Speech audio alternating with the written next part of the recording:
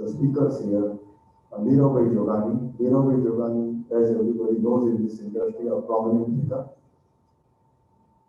He is the Vice President of Astute Consultancy, and he has been very supportive and with industries always. Every year he comes and the government gives us budget.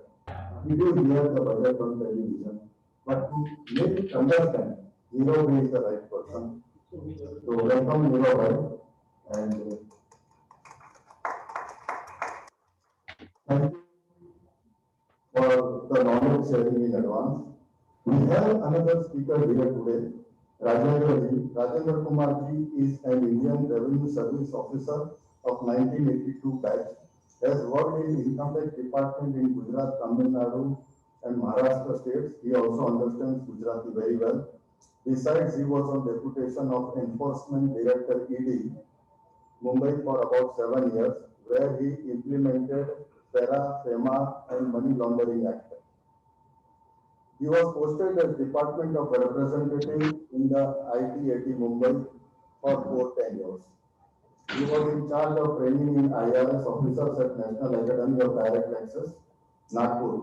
He joined as member ITAT Mumbai 2012 and in 2018. He retired from there. Presently, he is advocate of Honorable High Court Mumbai. He has written a book on income tax in Hindi and that 2 awards from the Government of India. One from Ministry of Home Affairs and another from Minister of Finance. It was first ever book of Hindi getting both the awards.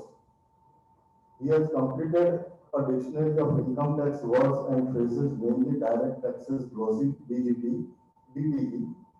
Three editions of DTE have been published, the last one by the WRIC Mumbai. He delivers lecture on income tax, FEMA, PMLA, and Black Money Act. Thank you, Rajendra Ji. We all are facing, most of us are facing one or another kind of income tax litigation at a various level, and your inputs and knowledge sharing will be very helpful to us. Thank you very much in advance, and I put Neeraj, can you start, please? Thank you very much. Yeah, welcome. Yeah, please, I tell you. Just show your face to everyone on the screen. Walter, can you?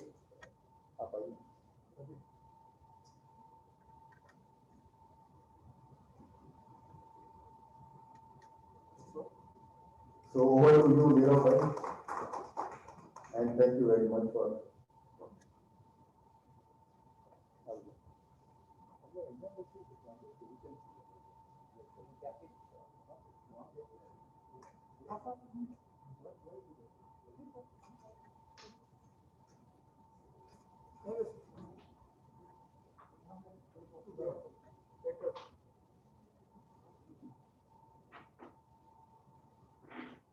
Shri Mehul Bhai Shah, Secretary, Vice President, Bharat Diamond Bourse, Co-Speaker Rajendra Ji, Vinas Mati Kaka આવ્યા છે અને ઘણા બધા friends અને clients પણ હાજર છે.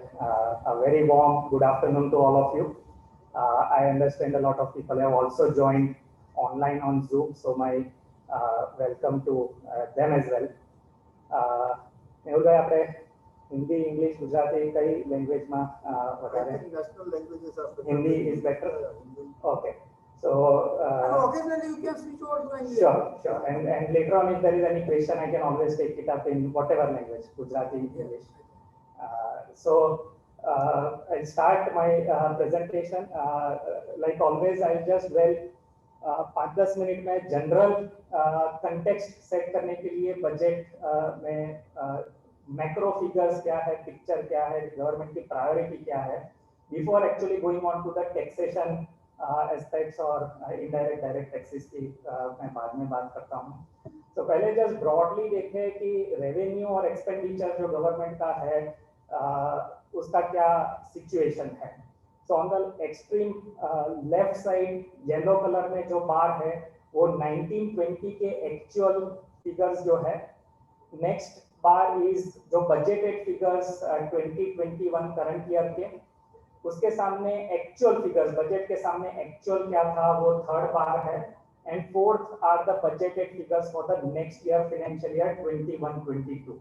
As can be seen, revenue side पे बहुत ही बड़ा शॉर्टफॉल रहा बिकॉज ऑफ कोविड-19. 20 लाख करोड़ की जगह पे जो रेवेन्यूज था वो करीबन 15-16 लाख करोड़ पे आ गया था, and because of which the fiscal deficit of the government has shoot up. We'll see in the next slide, 9.5% of GDP. जो कैपिटल रिसिप्ट्स है, कैपिटल रिसिप्ट्स में बड़ा सा शूट है बिकॉज ज्यादातर वो बोरोइंग्स रहे हैं टू फंड कोविड-19 रिलेटेड जो भी एक्सपेंसेस थे. और नेक्स्ट ईयर के लिए अगर आप देखें तो रेवेन्यूज जो बजट किया है वो भी लास्ट ईयर जो था उससे भी कम रेवेन्यू इनकम बजटेड किया गया है. एंड कैपिटल साइड पे देखें तो बहुत ही बड़ा जंप है. A lot of new ideas the government has proposed to augment revenues.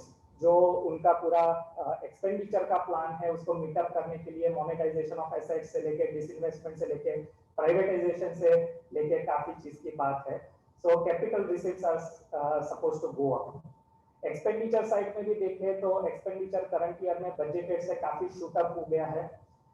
Next year it is relatively coming down a bit, but capital expenditure देखें तो एक बड़ा सा जंप, almost 30%, 30+% का jump in capital expenditure, which means that the government wants to kickstart the COVID hit economy through a infrastructure-led plan. So बहुत सा investment infrastructure में होने वाला है to boost to the economy. एकदम ब्रीफली देख ले कि रूपी गवर्नमेंट के पास कहाँ से आता है कहाँ जाता है, उसमें 1-2-3 फिगर्स जो हाईलाइट करने जैसे वही मैं बोल रहा हूँ, बाकी स्क्रीन पे आप देख सकते हैं.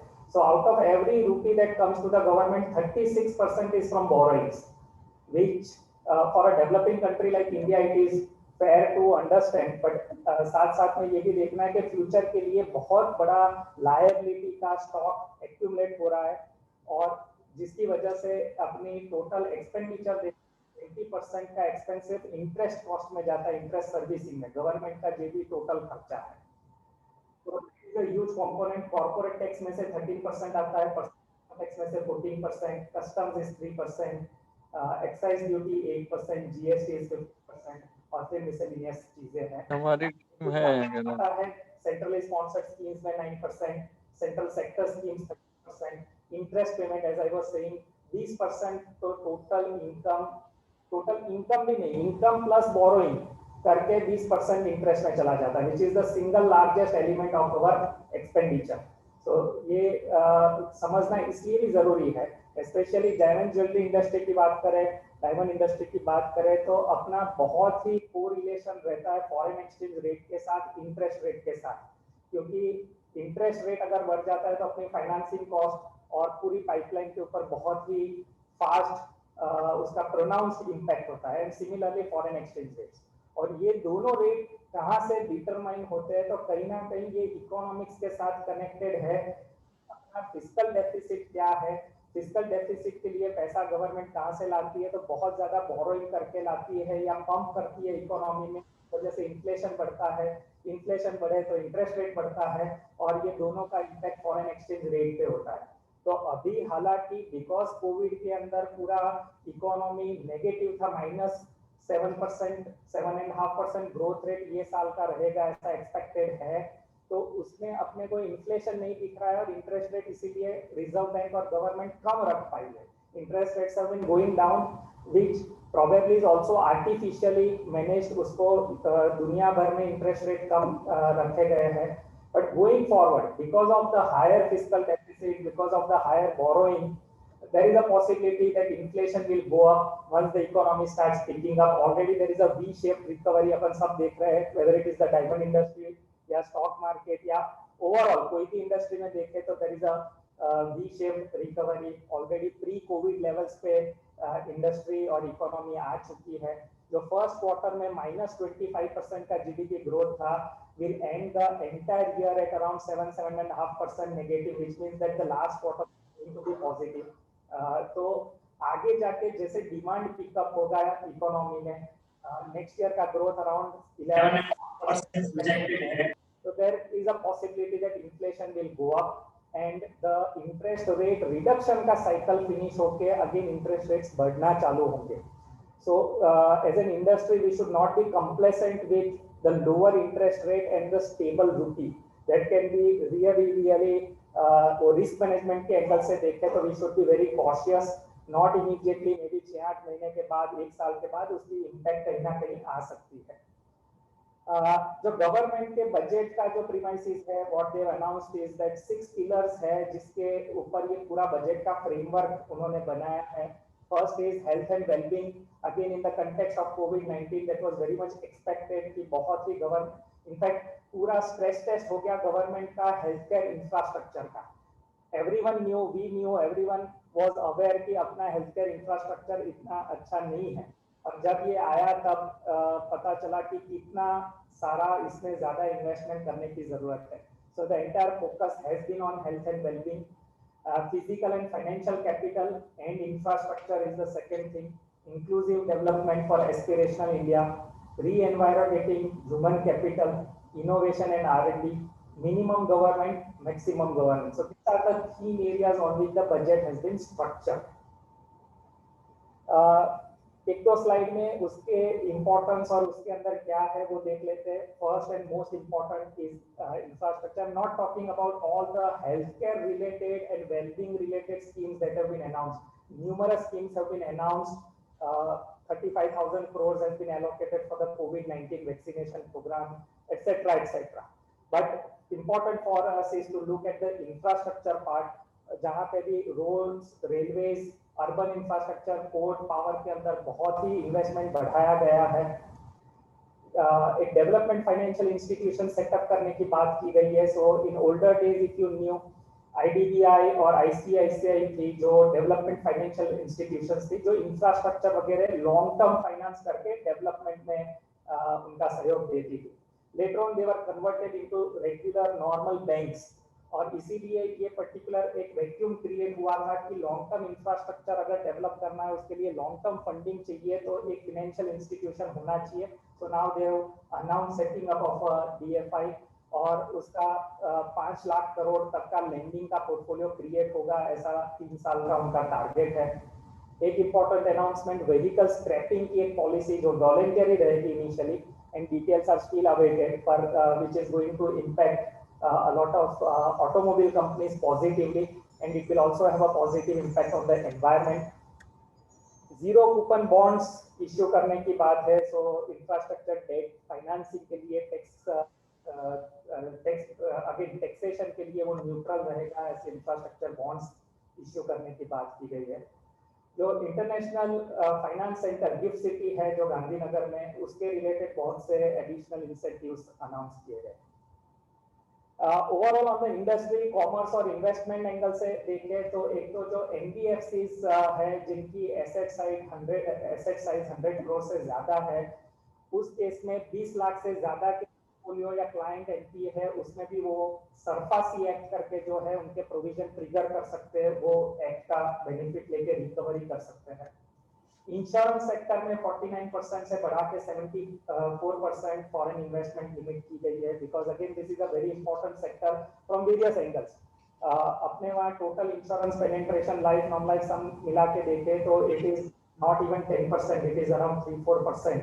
और जब ये कोविड आया और इस टाइप की जब भी कोई पेंडेमिक सिचुएशन है, कोई बड़ा डिजास्टर होता है, तब पता चलता है कि how under penetrated we are on the insurance side. तो इंश्योरेंस कंपनी ज्यादा है, and again it is a source for infrastructure investment because they have long term finance available with them which can be deployed to finance infrastructure. So it is a very important sector which has been recognized by the government. 2 bank और एक general insurance company को privatise करने की बात है to raise revenues. एक बहुत important last 1 साल में गवर्नमेंट ने किया है वो है कि प्रोडक्शन लिंक्ड इंसेंटिव स्कीम्स बहुत से सेक्टर्स के लिए अनाउंस किया. अराउंड 13 सेक्टर्स के लिए government has announced PLI scheme. So mobile phones है, इलेक्ट्रॉनिक्स है, मेडिकल के रिलेटेड डिवाइसेस है, ये सभी सेक्टर्स के अंदर अपन बहुत ज्यादा इंपोर्ट करते थे एक टाइम में, and now we are trying to become self sufficient. और उसका प्रोडक्शन यहाँ शिफ्ट हो चाइना वगैरह कंट्रीज से, उसके लिए production link incentive schemes announce की गई है. It is not it is mentioned in the budget, but these schemes were announced in fact 6-7 महीने पहले already ये announce हो चुकी है और 5 साल के अंदर around 2 lakh crores उसके पीछे outlay रहेगा, and this is going to be really game changer for the Indian manufacturing and the Indian economy और बहुत बड़ा employment और growth इससे आएगा ऐसा expected है।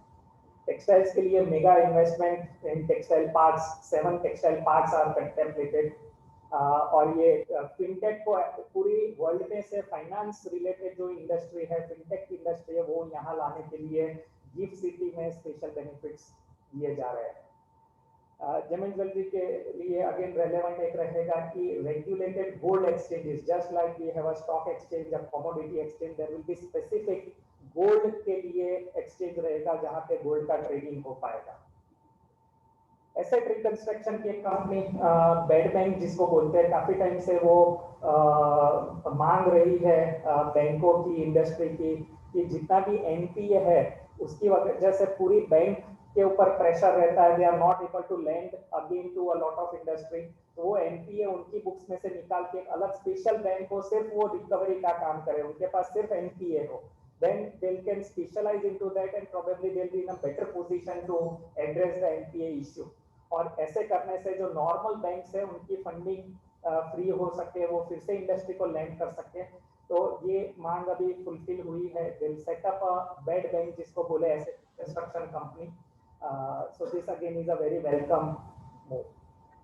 Moving on to the migrant labor and the labor codes, again एक बहुत important जो रिफॉर्म बोले तो हो रहा है, which is very relevant to the genuine jewelry industry in specific and generally to every industry which employ manpower।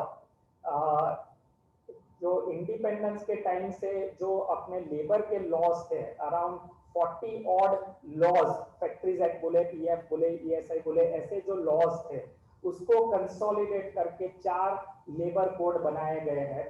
those labor codes have already been parliament में पास हो चुके हैं, प्रेसिडेंट ने एक्सेंट दे दिया है, उसका इम्प्लीमेंटेशन अब होने वाला है। In all probability from the 1st of April 2021 this new labour codes will be applicable. Budget, again budget में ये चीज के ऊपर बहुत एलोबरेशन नहीं है because it is an entirely different subject and already this laws have been passed, however there has been a reference to that in the budget as well। So first point is general for the migrant laborers, one nation one ration card, so that कोई भी migrant labor अगर मान लेते हैं मुंबई में काम कर रहा है और उसका फैमिली अगर वेस्ट बंगाल में है, तो the person can avail of the ration related benefits Mumbai में भी और उसका फैमिली वेस्ट बंगाल में भी वो कार्ड यूज करके उनके जो कोटा में आता है वो ले सकेंगे। So that is again just like everything else, अपना जीएसटी एक वन नेशन वन टैक्स की जो बात है, similarly that context has been extended everywhere, so that same thing is going to happen in the ration card। Labour code की जो मैं बात कर रहा था, जो 4 लेबर कोड, और उसके अंदर again each company in each industry including diamond companies who are attending this session, they need to really do a proper impact assessment of how these labor codes are going to impact them। तो एक जैसे as an example बड़ा change जो आएगा वो है कि basic और DA as part of the total remuneration will have to be a minimum of 50%। अभी नॉर्मली जो बेसिक डीए होते हैं out of the salary structure जो डिजाइन हुए हैं उसमें 20-30% से ज्यादा नॉर्मली नहीं होते हैं, और पीएफ जो कंट्रीब्यूट करना होता है वो बेसिक डीए पे करना होता है। तो अगर कोई 15,000 इज द लिमिट और पीएफ एप्लीकेबिलिटी या एलिजिबिलिटी, तो कोई अगर एम्प्लॉय है जिसकी सैलरी मान लीजिए 14,000 है या 15,000 है, उसके ऊपर 20% अगर बेसिक डीए 3,000 है तो पीएफ जो लगता है 12% एम्प्लॉयर का शेयर, 12% एम्प्लॉय का शेयर और 1.61% का एडमिनिस्ट्रेटिव चार्ज होकर टोटल 25% का कंट्रीब्यूशन जो गवर्नमेंट में जाता है वो 3,000 रुपए के ऊपर था। अभी वो बढ़ के मिनिमम 7,500 के ऊपर वो 25% लगेगा। So this is going to have a very major impact on the cost of operations of companies having a lot of manpower। so ये एक important change ये लेबर कोड में है। साथ साथ इसका एडवांटेज ये है कि ये बेसिक डीए कितना होना चाहिए, सैलरी के क्या कंपोनेंट होने चाहिए, इसको लेके बहुत लिटिगेशन चल रहा था। so all that litigation will be put to rest a lot of other simplification, ease of doing business इसके अंदर इंट्रोड्यूस किया है। जो गिग वर्कर्स होते हैं, प्लेटफॉर्म वर्कर्स, उबर के ड्राइवर है या स्विगी के डिलीवरी बॉय, उनको जो सोशल सिक्योरिटी के बेनिफिट नहीं मिलते थे, everyone has been covered under the new codes. Similarly ESIC की बात करें, जो एम्प्लॉय स्टेट इंश्योरेंस है, उसको स्पेसिफिक एरियाज में लागू किया गया था जहां पे ईएसआईसी हॉस्पिटल अवेलेबल हो। जहां पे हॉस्पिटल्स नहीं है वो एरियाज को एग्जेम्प्ट रखा गया था। Now from 1st of April in a phased manner पूरे कंट्री के 740 डिस्ट्रिक्ट्स हर एक जगह पे ESIC एप्लीकेबल हो जाएगा। There will be nothing like an exempt or not covered area, so everyone will be covered under the ESIC scheme as well। Ease of doing business की बात करें तो सिंगल क्लिक रजिस्ट्रेशन, बहुत अलग अलग loss में जो रजिस्ट्रेशंस लेने पड़ते थे उसकी जगह पे एक सिंगल रजिस्ट्रेशन ऑनलाइन रहेगा। All the compliances will be online, already काफी हद तक ऑनलाइन हो चुका है, वो ज्यादातर ऑनलाइन होगा। Even women workers have been permitted to work without restrictions, night shift में भी काम कर सकते हैं, हैजार्डियस प्रोसेस में भी कर सकते हैं, जस्ट उनका कंसेंट चाहिए। तो अपने जैसे सिक्स में अगर ज्वेलरी की फैक्ट्रीज है जिसमें a lot of women are employed, वहां पे जो टाइमिंग के रेस्ट्रिक्शंस, शिफ्ट के रेस्ट्रिक्शंस, वो सब चले जाएंगे। They can freely work in any shift any time, not a problem. तो ये सब चेंजेस ये लेबर कोड में आए हैं, and there has been a reference to the labour code and few announcements have been made in the budget as well. Similarly बाकी के जो कॉर्पोरेट लॉज है उसके अंदर भी काफी चेंजेस आए हैं। Most of them over the year भी कांस्टेंट चेंजेस आते रहे हैं और बजट में फर्दर इंपॉर्टेंट अनाउंसमेंट्स हुई है। उसमें से एक है कि threshold for the definition of small companies को चेंज किया गया है। अभी तक अगर capital, paid up capital 50 lakh हो और टर्नओवर 2 करोड़ हो, उससे ऊपर हो तो वो कंपनी स्मॉल कंपनी नहीं गिनी जाती थी। अभी वो थ्रेशोल्ड को बढ़ा के 2 crore for the capital, 20 crore for the turnover, उसके ऊपर होगा तो ही स्मॉल कंपनी नहीं मानी जाएगी, वरना स्मॉल कंपनी का बेनिफिट मिलेगा। स्मॉल कंपनी के क्या बेनिफिट होते हैं, कुछ एग्जांपल सिर्फ देखते हैं। उसमें कंपनीज एक्ट में जो कंप्लायंसेस है उसमें काफी एग्जेम्पशन स्मॉल कंपनीज को दिया गया है। फर्स्ट है कि कैश फ्लो स्टेटमेंट बनाने की जरूरत नहीं रहेगी, तो कंपनीज को बैलेंस शीट बनानी पड़ती है, प्रॉफिट लॉस बनाना पड़ता है, पर अगर स्मॉल कंपनी नहीं है, स्मॉल कंपनी के डेफिनेशन में नहीं आते हैं, तो कैश फ्लो स्टेटमेंट भी बना के ऑडिटर सर्टिफाई करके सबमिट करना पड़ता है, पर स्मॉल कंपनीज को वो रिक्वायर्ड नहीं है। प्रोफेशनल सर्टिफिकेशन, जो कंपनी सेक्रेटरी का सिग्नेचर से जो सर्टिफाई करना पड़ता है, वो काफी फॉर्म सर्टिफाई करने की जरूरत नहीं रहेगी। नॉर्मल 4 बोर्ड मीटिंग कंपनी को करनी पड़ती है पूरे साल में, स्मॉल कंपनीज है तो 2 बोर्ड मीटिंग चल सकती है। इंटरनल फाइनेंशियल कंट्रोल का एक फ्रेमवर्क जो बना के उसके ऊपर रिपोर्टिंग करना पड़ता है ऑडिट रिपोर्ट में, उसकी जरूरत नहीं रहेगी। बाकी भी बहुत से डिस्क्लोजर्स बोर्ड रिपोर्ट में जाते हैं, उसकी जरूरत नहीं रहेगी। रोटेशन ऑफ ऑडिटर 5 साल और 10 साल के जो ड्यूरेशन के सब डेफिनेशंस है, थ्रेशोल्ड्स है, वो एप्लीकेबल नहीं रहेगी, यानी आप सेम ऑडिटर रिटेन कर सकते हो फॉर लॉन्गर पीरियड। फिर 1% कंपनी का जो कंसेप्ट इंट्रोड्यूस हुआ था, पर वो बहुत पिकअप नहीं हो पाया था। पहले आप जानते हैं कि प्राइवेट लिमिटेड कंपनी करने के लिए मिनिमम 2 जन की जरूरत पड़ती थी, पब्लिक लिमिटेड कंपनी है तो मिनिमम 7 जन की जरूरत पड़ती है। सो ओरिजिनली एक सिंगल पर्सन है वो कोई कंपनी सेटअप नहीं कर पाता था, वो उसको सिर्फ प्रोप्राइटरशिप फॉर्म बनानी पड़ती थी। Now even a single person can set up a limited liability company, जिसको 1% कंपनी बोलते हैं। उसके अंदर फर्दर रिलैक्सेशंस ये बजट में अनाउंस हुए हैं, उसमें कैपिटल, टर्नओवर, कोई भी रेस्ट्रिक्शंस नहीं होगा। वो कभी प्राइवेट लिमिटेड या पब्लिक लिमिटेड नॉर्मल कंपनी में कन्वर्ट होना चाहे तो कभी भी वो कन्वर्ट होकर कोई और कंपनी के टाइप में कन्वर्ट हो सकता है। एनआरआईज हो या पर्सन रेसिडेंट आउटसाइड इंडिया है, पर 120 डेज भी अगर इंडिया में रेसिडेंट है यानी फिजिकली प्रेजेंट है, तो वो 1% कंपनी सेटअप कर सकता है, जो अर्लियर 182 डेज का ड्यूरेशन था। कहने का मीनिंग कि 1% कंपनी को काफी इसमें बढ़ावा दिया गया है, उसको काफी सिंप्लीफाई किया गया है, specifically in the context of startups को बूस्ट करने के लिए ये किया गया है। उसके अलावा जो नेशनल कंपनी लॉ ट्राइब्यूनल है उसके रिलेटेड वो मैकेनिज्म स्ट्रेंथन करने की बात की गई है। इसके अंदर भी ई कोर्ट सिस्टम, ऑनलाइन फेसलेस की जो इनकम टैक्स वगैरह में हो चुका है, वो इसमें भी काफी ई कोर्ट सिस्टम इंप्लीमेंट करने की बात है। फिर decriminalization of LLP offenses. Last year in the budget they made a lot of offenses under the Companies Act, उसको डिक्रिमिनलाइज कर दिया था. इस बार वो एक्सटेंड करके इवन एलएलपी रिलेटेड ऑफेंसेस है जिसके अंदर प्रोसिक्यूशन के अगर प्रोविजंस पहले थे वो सब निकाल दिए गए हैं, उसको डिक्रिमिनलाइज करने की बात है. जो MCA ministry of corporate affairs का ऑनलाइन पोर्टल है जिसके ऊपर काफी फाइलिंग कंप्लायंस करना रहता है, उसके अंदर काफी वो टेक्नोलॉजिकली अपग्रेड करके उसमें आर्टिफिशियल इंटेलिजेंस, मशीन लर्निंग वगैरह डाल के पूरा नया वर्जन लॉन्च होगा.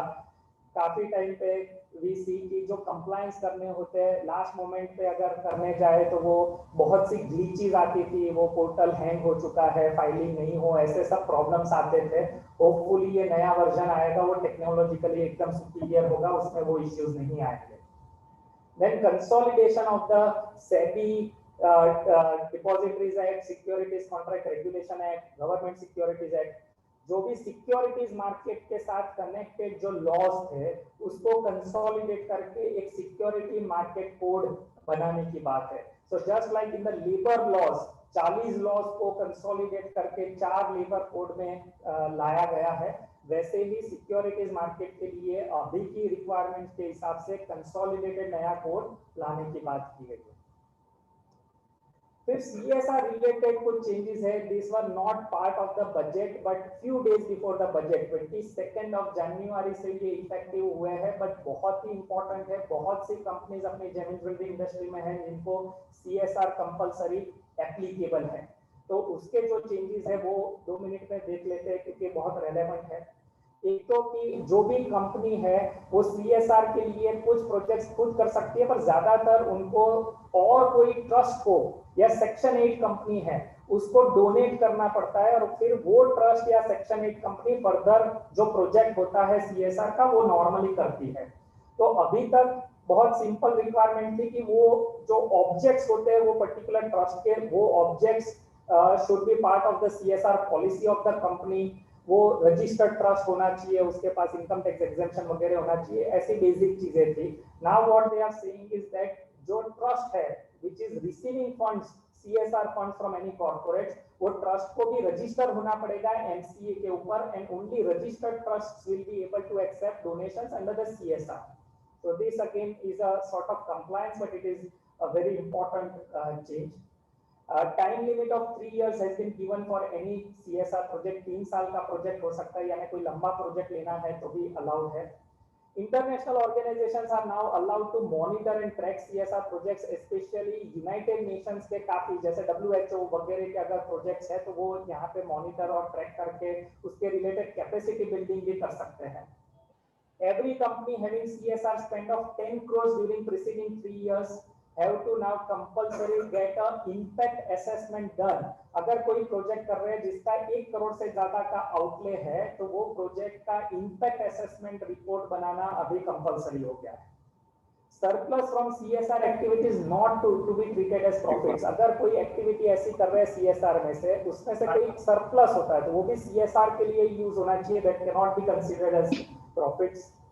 Access amount spent in any particular year, अगर ज्यादा अमाउंट स्पेंड कर दिया है तो नेक्स्ट 3 इयर्स में वो सेट ऑफ हो सकता है. तो ये एक इम्पोर्टेंट है क्योंकि काफी कंपनीज ने जैसे अभी कोविड के टाइम में अगर स्पेंड किया है, अगर करना था 10 लाख रुपए और कर दिया है 15 लाख, तो वो 5 लाख कैरी फॉरवर्ड रहेगा. In subsequent years they can set off that amount और नेक्स्ट ईयर में उतना कम स्पेंड करने की जरूरत रहेगी. Companies allowed to create capital assets. अभी तक जो CSR प्रोजेक्ट्स थे उसमें क्लैरिटी नहीं थी, पर नॉर्मली नहीं कर सकते थे. वो है कि कोई कैपिटल प्रोजेक्ट अगर स्कूल के लिए बिल्डिंग बनाना है तो वो टेक्निकली अलाउड नहीं था. अभी वो हो सकता है, पर it has to be routed through that registered. आगे फर्स्ट पॉइंट में बात किया कि वो रजिस्टर्ड ट्रस्ट होना चाहिए, तो उसके थ्रू वो रूट हो सकता है और कैपिटल एसेट भी क्रिएट हो सकती है. एडमिनिस्ट्रेशन एक्सपेंसेस जो CSR एक्टिविटी करने के लिए अगर एडमिनिस्ट्रेटिव एक्सपेंसेस होते हैं तो it should not be more than 5% of the total CSR amount. Again website के ऊपर बोर्ड को CSR की पॉलिसी क्या है, प्रोजेक्ट्स क्या चल रहे हैं, वो सब सभी कंपनी को जो भी CSR करना जिसके लिए भी कंपलसरी है, they will have to put all that information on their website. So these are some very important changes on the CSR rules which have been just sort of announced few days before the budget, so I thought it fit to include in this presentation. Now coming to the direct tax related major changes जो भी है, first start करें तो कोई change नहीं है, वो सबसे पहला point है. Unlike a lot of people who were expecting a special COVID tax या taxes बढ़ेंगे because of the deficit and the problems on the revenue side, पर ऐसा कुछ नहीं हुआ है. There have been no new taxes. The tax rates have been more or less kept the same. And what are they will come to the subsequent slides. जो senior citizens है more than 75 years of age और उनके पास सिर्फ pension और interest income है, then they don't need to now file an income tax return filing का exemption दिया गया है.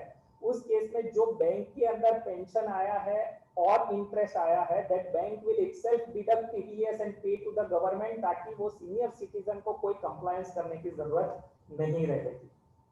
Capital gain, dividend income and interest income to be pre-filled in the ITR. So this as a statement is not a major thing, but इसकी implication देखें तो कहने का meaning ये है कि आगे जाके गवर्नमेंट doesn't want कि आप इनकम टैक्स रिटर्न भरो, वो खुद ही आपको भर के देंगे, आपको तो सिर्फ ओके करना है. Which also means that they are already collecting a lot of information. Going forward, they collect more and more information. They'll know everything about every assessment. In fact बाकी के प्रेजेंटेशन में हम देखेंगे जो असेसमेंट वगैरह related, search and seizure related के provisions की भी जो बात चल रही है, उसमें भी ये थीम है कि गवर्नमेंट नाउ नोज एवरीथिंग. उनके पास कुछ भी छिपा नहीं है. They know everything and they are going to come to you saying कि आपकी ये इनकम है, इतने ऊपर टैक्स भरना है, ये पेनल्टी भरनी है. सो वो सेल्फ डिक्लेरेशन वाला जो पूरा पार्ट था, that is gradually going away.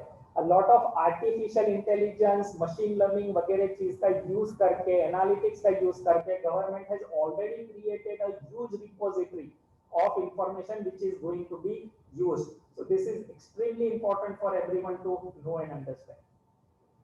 Next एक गुडविल रिलेटेड का पॉइंट है. अगर कोई कंपनी ने गुडविल अगर परचेज की है, कोई ब्रांड परचेज की है या कोई कंपनी टेक ओवर की है, उसके अंदर गुडविल का अमाउंट है, तो उसके ऊपर अभी तक एज एन इनटेंजिबल एसेट जिनके डेप्रिसिएशन मिलता था, अभी आगे जाके गुडविल के ऊपर डेप्रिसिएशन नहीं मिलेगा.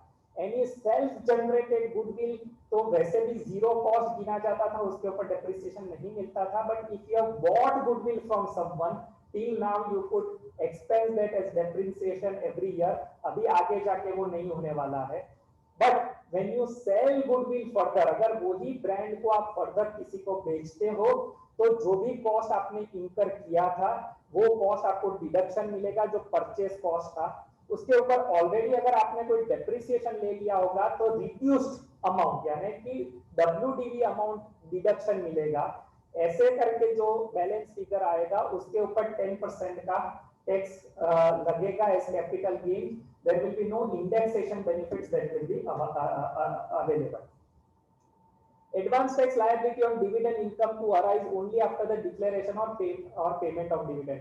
अगेन ये काफी कंपनीज में हम देखते हैं ये पॉइंट आया था, और स्पेशली लास्ट ईयर में ये पॉइंट बहुत प्रोनाउंस था कि डिविडेंड जब डिक्लेयर होके आया है कुछ कंपनीज को ओवरसीज से या डोमेस्टिक, अगर डिविडेंड मिला है अपने को मार्च में, पर मार्च में मिलने के बावजूद पूरे साल में क्योंकि उसके ऊपर एडवांस टैक्स नहीं भरा गया है, तो एडवांस टैक्स का इंटरेस्ट लग जाता है. So the contention of the SLCs was कि हमें कैसे पता चलेगा कौन सी कंपनी कब डिविडेंड देगी, तो हम एस्टिमेट करके उसके ऊपर एडवांस टैक्स पहले से कैसे भरेंगे. So this was a practical problem which the government has understood and now they have exempted that part from the advance tax calculation. तो डिविडेंड इनकम के ऊपर कोई एडवांस टैक्स की वजह से इंटरेस्ट नहीं लगेगा. जो टैक्सेशन की बात की, कोई इनकम टैक्स में चेंज नहीं है तो चेंज नहीं है. तो लास्ट ईयर जो अनाउंसमेंट था वो सेम चीज इस साल कंटिन्यू रहेगी. As we all know, last year what they introduced was two kinds of taxation regimes, a old regime and a new regime. New regime with lower taxes, पर उसके अंदर deductions, exemptions नहीं मिलेंगे. And a second regime which was continuity of the older regime, जिसमें tax rates high है पर काफी exemptions, deductions मिलते हैं. पहले इंडिविजुअल्स में बात करें, 2.5 लाख तक ओल्ड रेजिम और न्यू रेजिम दोनों में एग्जेम्प्ट है. 2.5 लाख से 5 लाख के अंदर अगेन दोनों रेजिम में 5%. फिर 2.5 लाख अपन बढ़ाते जाए ऐसे न्यू टैक्स रेजिम में 5% बढ़ता जाता है. So 5 lakhs to 7.5 lakhs is 20% under old regime. In new regime 10%. 7.5 से 10 लाख में ओल्ड रेजिम 20%, न्यू रेजिम 15%. 10 से 12.5 लाख में 30% और 20%. 12.5 लाख से 15 लाख में 30% और 25%. And from 15 lakhs onwards, it would be 30% under both the regimes. These rates are exclusive of surcharge. जो भी applicable surcharge रहेगा वो अलग है. पर न्यू टैक्स रेजिम में अगर कोई जाते हैं, again it is optional to the assessee. आपके लिए जो भी बेनिफिशियल है वो स्कीम आप सिलेक्ट कर सकते हैं. और अगर न्यू रेजिम में जाते हैं तो एटीसी चैप्टर 6 के जो डिडक्शन मिलते हैं वो 1.5 लाख का इन्वेस्टमेंट हो, एमटीसी में 50,000 भर दिया, वो कोई भी जात का बेनिफिट नहीं मिलेगा. हाउसिंग लोन का इंटरेस्ट है, स्टैंडर्ड डिडक्शन है. There will be no deductions exemptions if you opt for the new regime, or you continue under the old regime and you continue to get the benefits. Similarly, जो companies के लिए भी एक new regime और old regime option दिया गया है. Option में ये एक ही बार ऑप्शन सिलेक्ट हो सकता था. इंडिविजुअल्स के केस में ऐसा नहीं है, हर साल कर सकते हैं, specially salary income, business income नहीं है तो. डोमेस्टिक कंपनीज में वो नहीं है, पर एक बार के लिए पूरा सोच समझ के स्कीम डिसाइड कर सकते हैं. तो इसके अंदर जो पहले तो ओल्ड रेजिम के अंदर 400 करोड़ से लेस टर्नओवर और 400 करोड़ से ज्यादा टर्नओवर का एक क्राइटेरिया रखा गया था. और उस हिसाब से जो टैक्स के स्लैब्स थे वो 1 करोड़ की इनकम तक 31.20% थे. 400 करोड़ से ज्यादा टर्नओवर हो तो, उससे कम टर्नओवर हो तो 26%. 1 करोड़ से 10 करोड़ था तो 33.384% बैठता था. 4 करोड़ से ज्यादा, लेस देन 400 करोड़ में 27.82, and greater than 10 crores में 34.944% था, almost 35%, और 29% in case of less than 400 crores. जो नया रेजिम उसके अंदर for normal companies the tax rate inclusive of surcharge came to 25.17%. तो ये काफी रिड्यूस करके रेट दिया गया है. और उसमें भी अगर न्यू मैन्युफैक्चरिंग कंपनी कोई सेटअप होती है उसका एक पर्टिकुलर पीरियड दिया गया है. वो पीरियड के अंदर जितनी भी नई कंपनी सेटअप हो तो उसको concessional rate only 17.16% tax rate effective है. अभी ये न्यू मैन्युफैक्चरिंग कंपनी क्या है वो समझने की जरूरत है. First of all it has to be a private limited company, can not be a partnership firm और एन एलएलपी और a proprietorship form.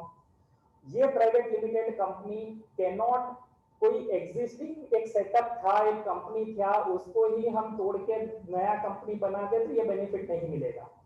So plant and machinery का जो इन्वेस्टमेंट है नई कंपनी में, उसमें सिर्फ 20% old plant and machinery allowed है, 80% नया प्लांट एंड मशीनरी होना चाहिए.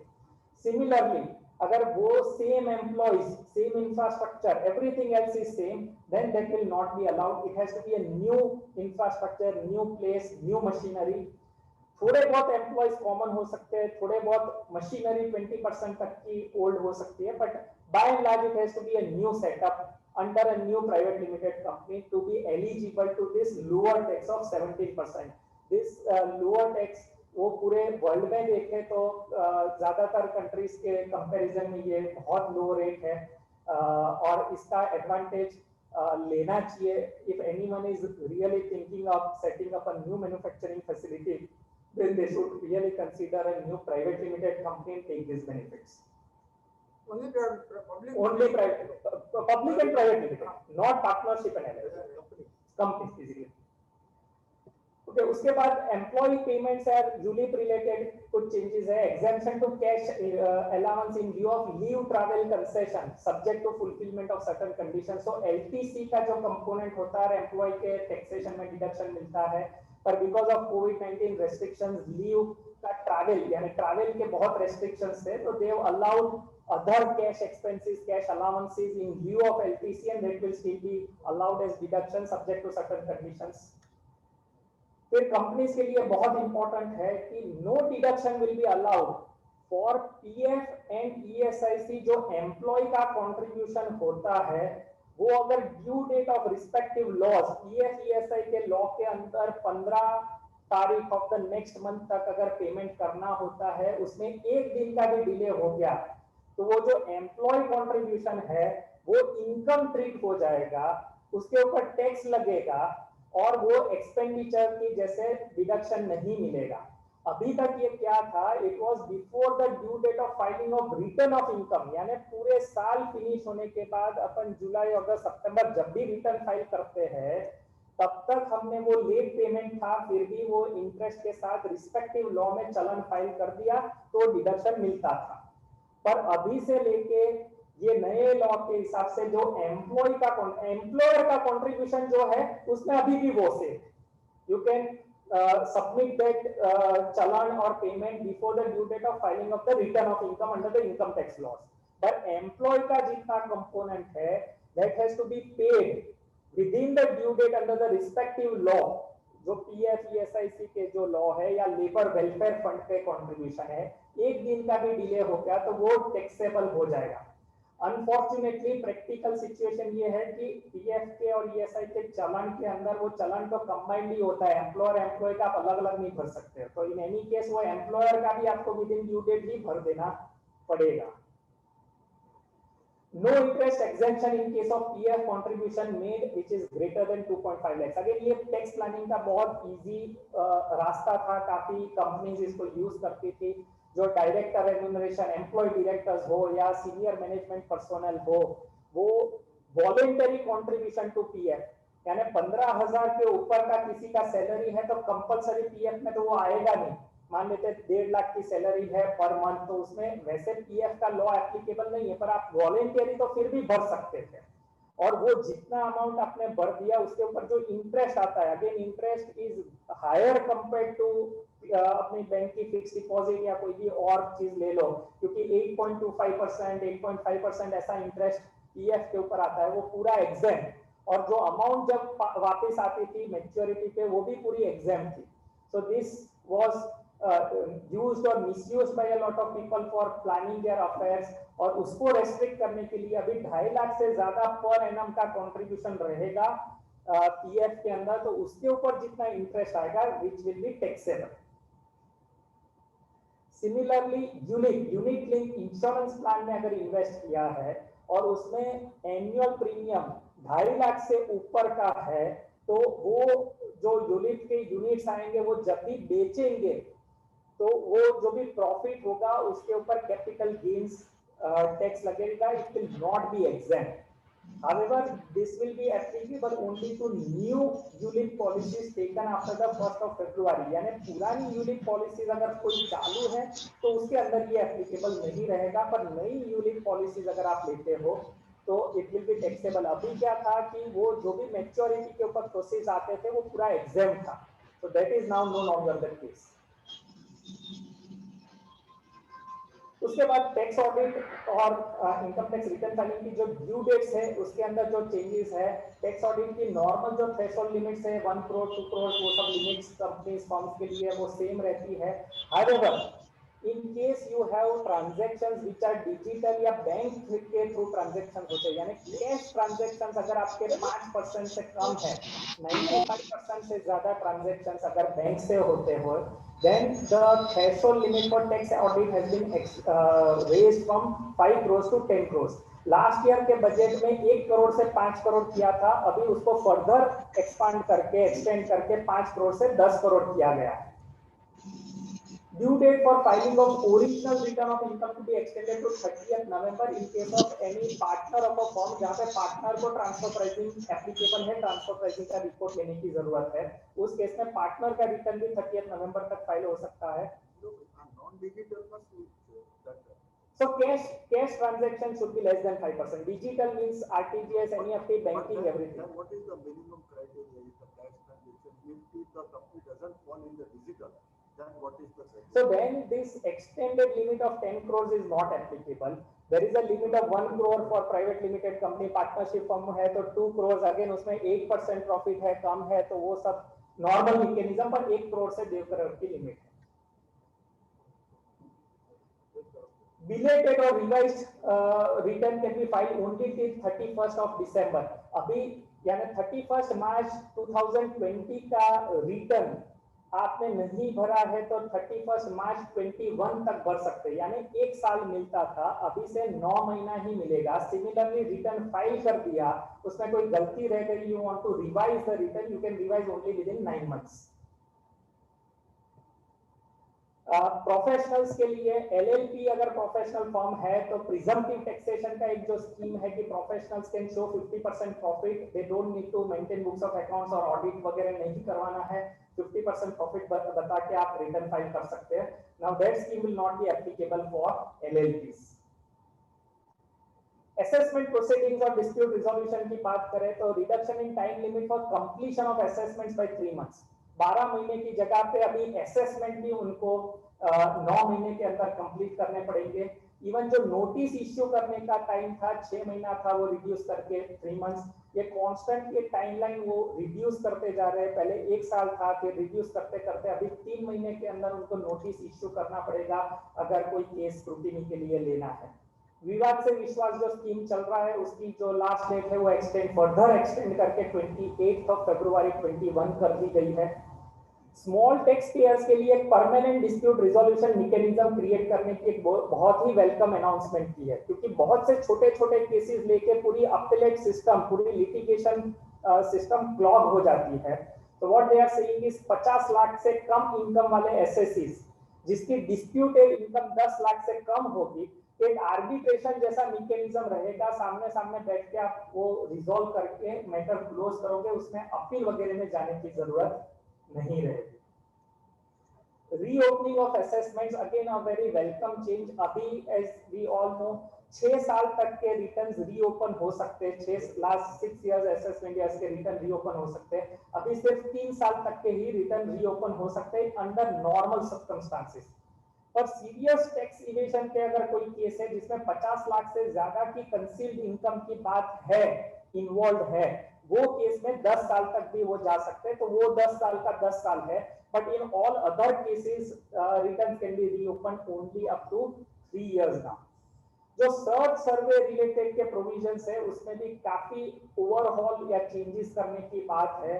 वो केस में भी 3 साल के रिटर्न्स रिलेटेड उनके पास सब इंफॉर्मेशन ऑलरेडी है, उनको एस्टैब्लिश नहीं करना पड़ेगा, प्रूव नहीं करना पड़ेगा कि ये इनकम एस्केपिंग असेसमेंट है, ऐसा माना, ऐसे डीलिंग प्रोविजंस डाले गए हैं।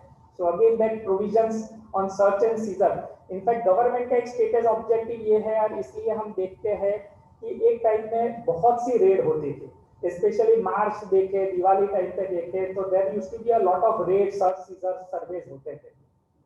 तब उसका गवर्नमेंट का इंटेंशन ये था कि जाके पता लगाना कि सही में कोई इनकम ऐसी है जो छूट रही है असेसमेंट से। It was for fact finding, it was an investigation.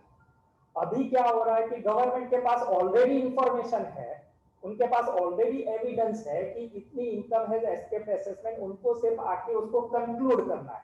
तो the entire objective has change. अभी जो सर्च सीजर होते हैं वो रैंडम नहीं होते हैं, वो स्पेसिफिक अप्रूवल के साथ, स्पेसिफिक इंफॉर्मेशन के साथ, स्पेसिफिक एविडेंस के साथ ही होता है, और इसीलिए उसके अंदर भी सॉरी सिमिलर प्रोविजंस एप्लीकेबल किए गए। अपील्स और पेनल्टीज की बात करें, अगेन अपीलेट ट्रिब्यूनल जो है वो भी फेसलेस हो जाएगा, just like assessments and CIT appeals वगैरह फेसलेस हो चुका है, वैसे ही इनकम टैक्स ट्रिब्यूनल भी फेसलेस हो जाएगा। एक बहुत ही इंपॉर्टेंट चेंज ये है कि सेटलमेंट कमीशन जो हुआ करता था वो पूरा मैकेनिज्म को डिसमेंटल कर दिया है। So as we all know कि बहुत कॉम्प्लेक्स, बिगड़े हुए, जिसमें बहुत स्टेक्स हाई हो, ऐसे केसेस के लिए एसएससी के पास फाइनल रास्ता क्या था कि वो सेटलमेंट कमीशन में चला जाए, वहां पे सरेंडर हो जाए, अच्छे से जो भी उनके पास है वो फेथफुली डिक्लेयर कर दे, and the settlement commission would take a lenient view, और बहुत ज्यादा पेनल्टी और जो अदर कंसिक्वेंसेस है प्रोसिक्यूशन वगैरह नहीं करते हुए एक लीनिएंट ऑर्डर पास होता था। Now that entire mechanism is done away with.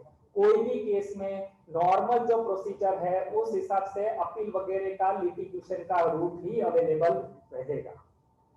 उसके बाद अथॉरिटी ऑफ एडवांस रूलिंग करके एक अथॉरिटी थी, जहां पे पहले से जाके अपन कोई भी टैक्स का कंफ्यूजन हो उसका क्लैरिटी ले सकते थे, दैट क्लैरिटी के हिसाब से हम करते हैं तो आगे जाके कोई problem income tax department create नहीं कर सकता। उसके एडमिनिस्ट्रेशन में भी थोड़े चेंजेस किए हैं। Now instead of authority of advance ruling it will be called a board of advance ruling, और उसके जो ऑर्डर्स रहेंगे उसको फर्दर हाईकोर्ट में चैलेंज किया जा सकता है।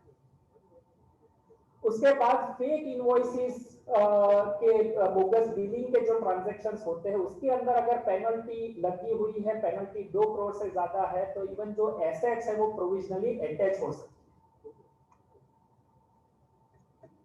Very quickly few things on the real estate sector.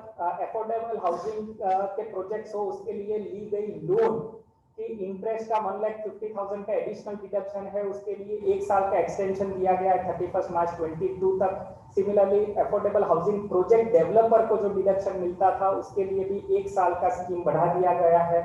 Affordable rental housing की स्पेशल नई स्कीम अनाउंस करने की बात है।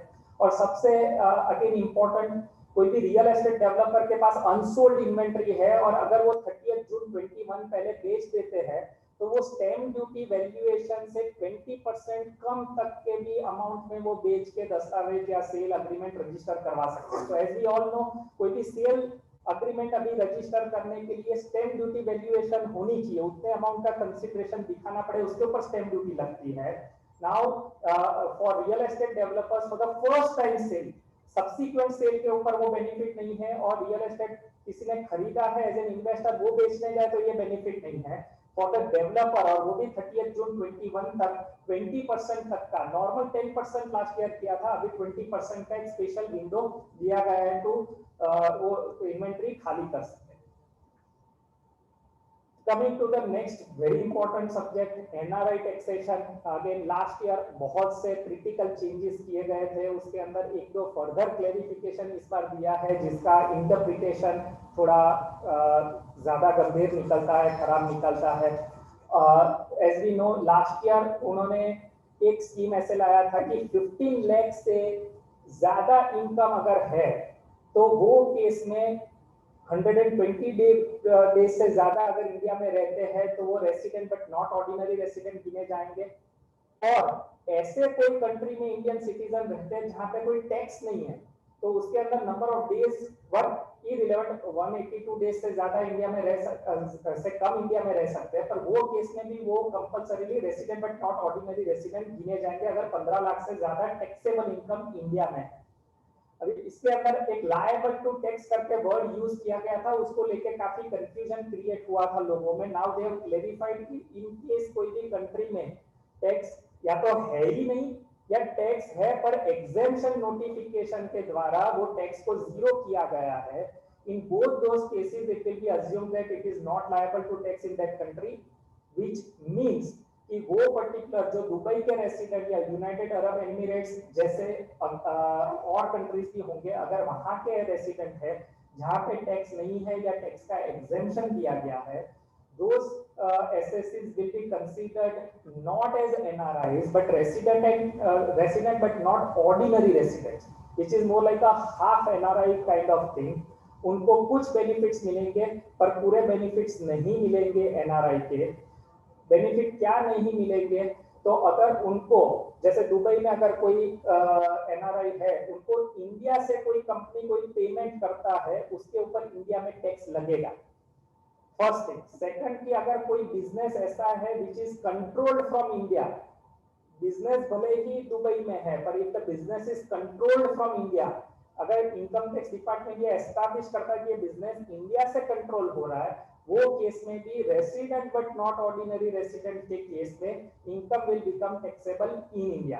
सो this is a very very significant change which will impact a lot of people in the gem jewelry industry because lot of them have some family member who is an NRI and staying especially in Dubai. Coming to the TDS provisions, last year the government introduced TCS as we all know, जिसमें seller जब goods sell करते हैं तो 0.1% collect करना होता है। Similarly now they have introduced TDS, जो भी बायर ऑफ गुड्स है उनके लास्ट ईयर का टर्नओवर अगर 10 करोड़ से ज्यादा है एंड करंट ईयर में अगर 50 लाख से ज्यादा का एक सिंगल पार्टी के पास से परचेज हो रहा है, then they have to deduct TDS at 0.1%. This will not, however, be applicable if TCS is already applicable on the same transaction, या फिर कोई और सेक्शन के अंदर TDS ऑलरेडी लग चुका है तो वो नहीं लगेगा, वरना वो TDS एप्लीकेबल होगा. So this is going to increase the compliance burden on the companies. अगर सामने वाले पार्टी के पास पैन नंबर नहीं है तो वो केस में 0.1% नहीं पर 5% TDS काटना पड़ेगा. इसके अंदर सर्टेन एग्जेम्पशंस दिए गए हैं. ये provisions would be applicable from 1st of July 2021. अगर जो भी रेसिपिएंट है या जिसका भी टीडीएस या टीसीएस काटा है या कटा है एंड लास्ट 2 साल में वो कटने का amount if it is more than 50,000 और वो पर उसने रिटर्न फाइलिंग नहीं किया है, in that case the rate of TDS will be double than the normal rate. तो 0.1% की जगह पे 2% और 5% whichever is higher. तो कहने का मीनिंग ये है कि अगर आपने किसी का टीसीएस काटा या टीडीएस काटा है और सामने वाला रिटर्न फाइल नहीं करता है तो वो केस में आपको ट्रैक करना पड़ेगा. You will have to collect the income tax return filing copy. If he has not filed the return, then the rate of TDS will not be 0.1%, it will be 0.2% or 5%, whichever is higher, which means it will be 5%. तो या तो उसके पास pan number नहीं है तो भी 5% है, या पैन नंबर है पर वो रिटर्न फाइल नहीं कर रहा है तो भी 5% है. कहने का मीनिंग जितनी पार्टी को ये प्रोविजंस टीडीएस या टीसीएस एप्लीकेबल है, आपको सभी काउंटर पार्टी के रिटर्न फाइलिंग की भी डिटेल्स कलेक्ट करनी पड़ेगी. Dividend payment to real estate investment trust वगैरह को एग्जेम्पशन दिया गया है टीडीएस में से. Coming to equalization levy, again bone of contention for the diamond companies. जो भी रफ डायमंड्स के टेंडर्स ऑप्शंस होते हैं और उसमें अगर अपन परचेज करते हैं goods, whether it is DBR और एनी अदर माइनिंग कंपनी, वो 2% इक्वलाइजेशन लेवी लगाती है, अपने से कलेक्ट करती है, अपनी वो 2% कॉस्ट बढ़ जाती है. After this levy was introduced on 1st of April 2020 से एप्लीकेबल हुआ था. काफी रिप्रेजेंटेशन इंडस्ट्री ने किया था. फाइनेंस मिनिस्टर ने एक स्टेटमेंट इशू किया था कि our intention is not to tax rough diamonds coming from legitimate sources. However, उसके बाद कोई नोटिफिकेशन आया नहीं था एग्जेम्पशन का. इनफैक्ट ये बजट में ये इक्वलाइजेशन लेवी है उसका परव्यू बढ़ाया गया है. इनफैक्ट समवेयर वी रीड कि वो एग्जाम हो चुका है, ऐसे न्यूज घूम रहे थे, पर ऐसा सही नहीं है. अभी तक कोई एग्जामेशन नहीं आया है, ना कोई नोटिफिकेशन है, ना बजट के अंदर कोई स्पेसिफिक एक्सक्लूजन दिया गया है. इनफैक्ट उसके प्रोविजंस बढ़ाए गए हैं. So what now they are saying is कि कोई भी ऐसा ट्रांजैक्शन हो जिसके अंदर ये 4 चीज में से कोई एक चीज इन्वॉल्व होती है तो भी इक्वलाइजेशन लेवी लगेगा. अभी जो कंपनीज नहीं भी लगा रही है, ऐसी काफी कंपनीज को ये 2% लगाना पड़ेगा और रिकवर करना पड़ेगा. ये 4 कंडीशंस कौन सी है? तो एक है online acceptance of offer for sale, यानी अगर हमने ईमेल से किसी को कंफर्म किया ऑर्डर, पहले मैं चारों पढ़ लेता हूं फिर समझाता हूं. सेकंड पॉइंट है ऑनलाइन प्लेसिंग और acceptance of purchase order, online payment of consideration, online supply of goods और प्रोविजन ऑफ सर्विसेज पार्टी और होली. अगर किसी माइनिंग कंपनी में गुड्स आपने सिलेक्ट किए हैं, बीड किया है, उसके ऊपर से उनका मेल आता है कंफर्मेशन का, या आप कंफर्मेशन का मेल करते हो, कोई भी मेल के ऊपर एक्सेप्टेंस ऑफ गुड्स के रिलेटेड कुछ भी कम्युनिकेशन होता है तो वो भी इक्वलाइजेशन लेवी के परव्यू में आ जाएगा. अगर ऑनलाइन पेमेंट होता है तो भी वो इसके परव्यू में आ जाएगा. कहने का मीनिंग कि most of the payments will come under the purview of equalisation levy. Equalisation levy सिर्फ तब नहीं लगेगा जब विथहोल्डिंग टैक्स कोई पर्टिकुलर सेक्शन के अंदर ऑलरेडी लगा होगा. विथहोल्डिंग टैक्स तब लगता है जब आप कोई ओवरसीज पेमेंट करते हो which are in the nature of either royalty और फीस फॉर टेक्निकल सर्विसेज. ये 2 हेड में अगर अपन पेमेंट करते हैं तो आपको TDS in the nature of withholding tax काट के पेमेंट करना होता है.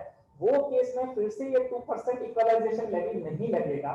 In all other cases equalisation levy लगने वाला है. So that exemption is not there. In fact a lot of other services जैसे GIF एसेटवेयर है, अगर उसके डेटाबेस या डेटा यूज करने के लिए आप सब्सक्राइब कर रहे हो और पेमेंट कर रहे हैं तो उसके ऊपर 2% अभी तक नहीं लगता था, अभी लगेगा. बहुत सी अदर सर्विसेज या गुड्स के लिए पेमेंट अपन करते हैं जो अभी तक 2% के अंदर नहीं आता था, ये एडिशनल टैक्स लगने वाला है जो काउंटर पार्टी आपके पास कलेक्ट करके पे करेगी. इनडायरेक्ट टैक्सेस के ऊपर चले जाते हैं. पहले GST, good news, normally GST related जो अनाउंसमेंट्स होती है वो GST काउंसिल की जो मीटिंग होती है उसमें डिसीजंस लिए जाते हैं और अनाउंसमेंट्स होती है. It doesn't come out of the budget now.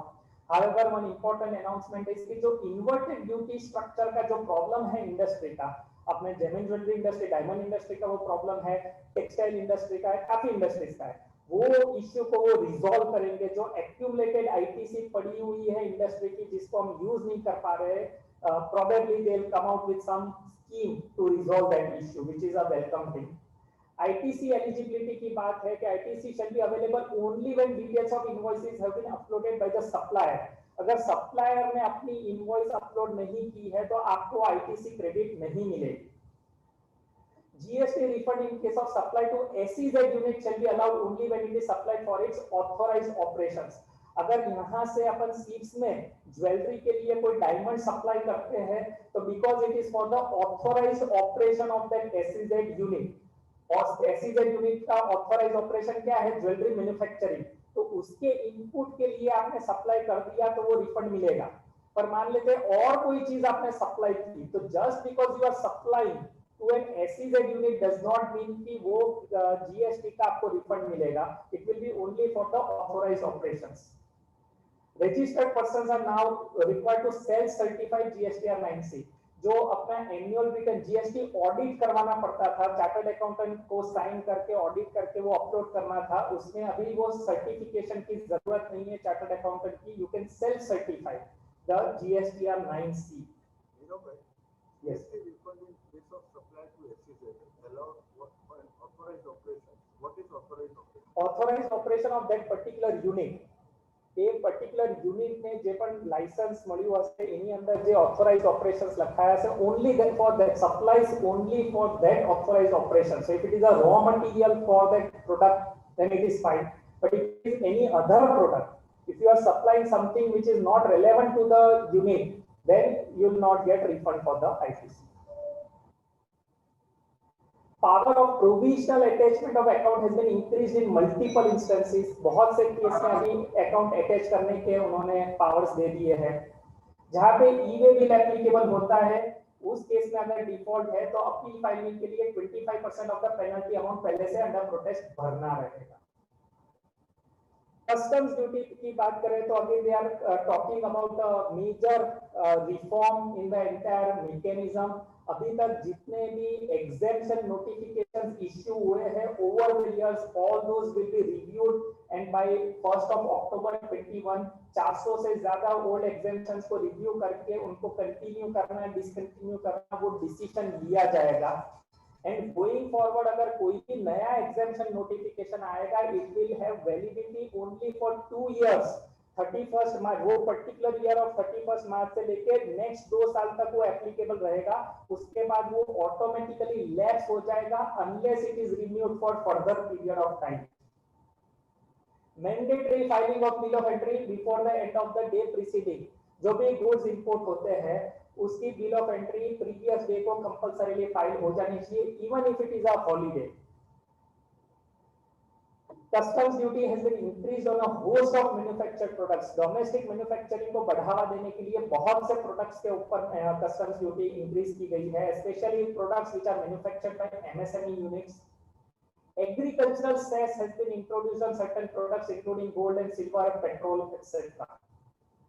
और इसके अंदर भी faceless, paperless, contactless governance की बात की गई है. That will be very positive for especially the diamond companies who are exporting from here if it really becomes faceless. New procedure for administration of rules of origin. Specific duties में जाए तो customs duty on gold and silver has been reduced from 12.5% to 7.5%. On platinum and palladium it has been reduced from 12.5% to 10%. Gold, silver findings from 20 to 10%. Precious metal coins from 12.5% to 10%. However, customs duty on import on cut and polish synthetic stones के ऊपर including cubic zirconia के ऊपर 7.5% से बढ़ा के 15% की गई. So, friends, with this, I come to the end of my formal session. I'll be happy to take any questions maybe now or later after sir's session. So, we had given an email ID जिसके ऊपर आप questions भेज सकते थे. I believe कोई questions अभी तक तो आए नहीं थे, but if there are any questions, we'll take after Rajendra sir's talk. Thank you so much for the patient hearing. Thank you.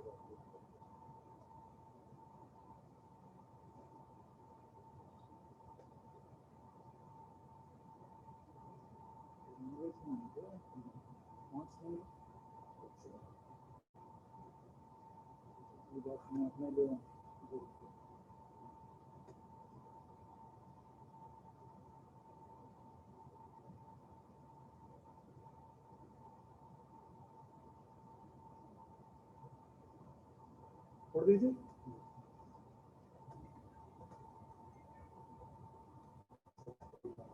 नहीं होगा, नहीं हो रहा. थोड़ी 5-6 नंबर जो है वो निकाल दीजिए. 5 और 6 यहाँ पर कुछ स्टेटस दी हुई है. हाँ ये बस ये ठीक है, बस ये दो. हाँ पहले ये ठीक.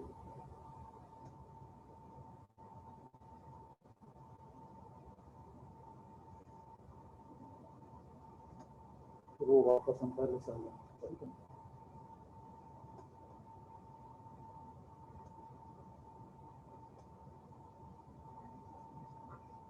ठीक है. आप लोग इतना धीरज रख के यहाँ बैठे हैं, ये मेरे लिए बड़ी अचंभे की बात है. 1 फरवरी को सारे लोग बजट के विशेषज्ञ बन चुके हैं, क्योंकि 2 दिन तक टीवी पर हर आदमी,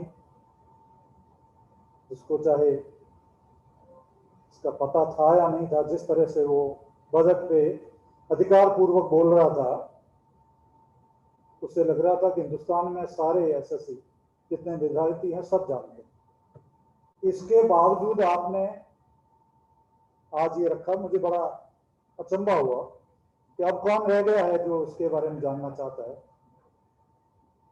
उससे भी बड़ा अचंभा जब इतने लोग यहाँ बैठे हैं अभी तक, और कुछ लोग वहाँ बता रहे हैं कि वो आ रहे हैं, उसमें विजिटर रूम में भी कुछ लोग आ रहे हैं। ये कुछ असामान्य बात है। तो दो ही चीजें हो सकती है इसमें, कि या तो आप लोग ये जो ऑर्गेनाइजेशन जो ये कर रहा है, संगठन कर रहा है, उसके पदाधिकारी हैं, और या आपके यहाँ कुछ जैसे सीए लोग होते हैं, उनके कुछ घंटे हैं, उतने घंटे के उनको लेक्चर अटेंड करने पड़ते हैं आए साल। वैसे आपके पदाधिकारी हैं तो आपको यहाँ आना पड़ेगा, क्योंकि कानून कहता है कि यदि आप उसके बिना ऑफिस में रह नहीं सकते हैं। तो कहते हैं कभी सम्मेलन खत्म होगा, एक आदमी बैठा रहा, फिर आपको पता है कि सब दरी उठाने वाला हूँ, आप जाओ तो मैं भी जाऊँ। तो जो आयोजक होते हैं उनकी स्थिति वैसी होती है, क्योंकि उनको ये करना है। नहीं करेंगे तो सारे जो सदस्य वो कहेंगे आपने क्या किया साल भर। और बजट एक ऐसी चीज है कि जिसमें सब लोग अधिकार पूर्वक बोल सकते हैं। मेरा ऐसा कोई दावा नहीं है कि मैं इनकम टैक्स जानता हूँ। 35-40 साल की नौकरी की है, जो थोड़ा बहुत समझ में आया है उसके हिसाब से बात करने की कोशिश करता हूँ हमेशा। मुझे कहा सर आपको लिटिगेशन के बारे में बोलना। वैसे ही ये इनकम टैक्स इतना सूखा सब्जेक्ट है, और उसमें सबसे जो सूखा सब्जेक्ट है वो है लिटिगेशन, वाद विवाद। अरे नाम ही गलत है। अब उस विवाद के बारे में आपको चर्चा करनी है तो करेंगे। अब आप लोगों ने इतनी मेहनत की है तो ये देख लीजिए, कुछ आंकड़े हैं। ये पिछले मार्च को लोकसभा में जो मंत्री महोदय थे, राज्य मंत्री महोदय, उन्होंने बताया था कि इतने केसेस हैं 4,78,000, ये पिछले साल के। और ये भारत सरकार के मंत्री जी का आंकड़ा है। भैया इसके बाद वाला अगला बताना तो। सर ये सब लेवल पे या सिर्फ हाईकोर्ट में? नहीं, नीचे से लेकर ऊपर तक अगली वो जो है ना, आपको वो भी बताते हैं कमिश्नर लेवल पे कितना है, आईटीटी लेवल पे। अगली स्लाइड वही है, नेक्स्ट स्लाइड।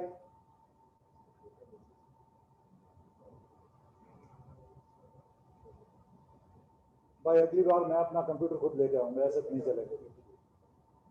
हाँ ये चला गया। हाँ बस ये देखिए, ये जनवरी 2021 की स्थिति है, और उस समय तक विवाद से विश्वास के बड़े बड़े दावे हो चुके हैं। पता नहीं कितने प्रतिशत ये हो गए हैं जो कहना है। उसके बाद ये स्थिति है 4,82,000, जिसमें से 3,41,000 तो सिर्फ कमिश्नर अपील के पास है। अब आप देखिए 1 लाख के लगभग ट्राइब्यूनल में है। ट्राइब्यूनल में ये स्थिति है कि अधिकांश जो मामले हैं वो डिपार्टमेंट के। एसएससी बहुत कम है। ये मैं अपने 6 साल के अनुभव से कहता हूं कि एसएससी इतनी फाइल नहीं करता अपील जितनी महकमा करता है। अब आगे चलिए, हाई कोर्ट। भारत सरकार ने पिछली साल कहा नहीं भाई इतना जब यदि आपको टैक्स लगता हो तो इसके ऊपर के जो केस होंगे उनमें ही हम अपील करेंगे। पर सरकार में कभी कोई चीज ऐसे नहीं दी जाती, उसके नीचे लिखा रहता बट। वो जो बट होता है वो उस ऊपर वाली सारी चीज को साफ कर देता है। इसलिए आप, मेरा ये कहना है कि इनकम टैक्स पढ़ना हो तो ऊपर कुछ मत पढ़िए, जो उसके नीचे होता है ना, प्रोवाइजो कभी होता है, कभी इसको एक्सप्लेनेशन कह देते हैं, वो देखिए। उसमें पहले जो सुविधाएं दी है वो सारी ले लें। तो क्या किया उन्होंने, कहा कि नहीं भाई यदि बोगस परचेज का केस है तो ये लागू नहीं होगा। यदि आपके पेनी स्टॉक का केस है तो इसमें ये लागू नहीं होगा। तो गुजरात और महाराष्ट्र में जितना अभी वाद विवाद चल रहा है इन दो चीजों को लेकर, बोगस परचेज और पेनी स्टॉक। अब आपके 3 लाख का भी पेनी स्टॉक है और 30 करोड़ का भी है, आपका तो मामला हाईकोर्ट में जाएगा ही जाएगा। सोना ठीक है, आप कहना बनाते हैं कि सोने से महंगे आपके जो घड़ाई पड़ जाए, हमारे वहां कहावत है सोने से महंगे घड़ाई।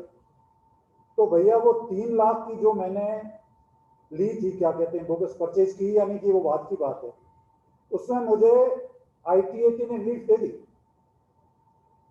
इसके बावजूद अब हाईकोर्ट में केस लगा। अब जैसे हाईकोर्ट, और गया कौन है, डिपार्टमेंट। मेरा 10-15 करोड़ का यदि वो पेनी स्टॉक होता, चलो कोई बात नहीं, डिपार्टमेंट गया है, समझ में आता है, जेन्युइन केस है मेरा।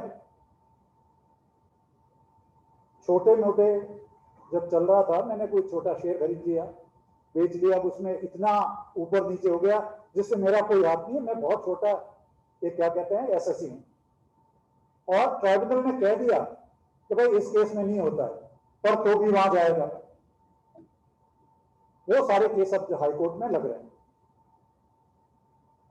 पिछले दिनों मेरे पास बोगस परचेज का केस आया है। मेटल का छोटा सा व्यापारी है, 3 साल में कुल मिला के उसके 100 करोड़ बोगस परचेज है, 10-12 लाख के भी नहीं होंगे। उसमें मान लीजिए इसने चोरी की, 1 मिनट की, मैं उस पर नहीं कहता हूं, ट्राइबल ने उसको रिलीफ दे दिया है, ITAT में उसको रिलीफ मिल गई है। हाईकोर्ट में वहां जाकर कहा साहब ये तो बट में आता है,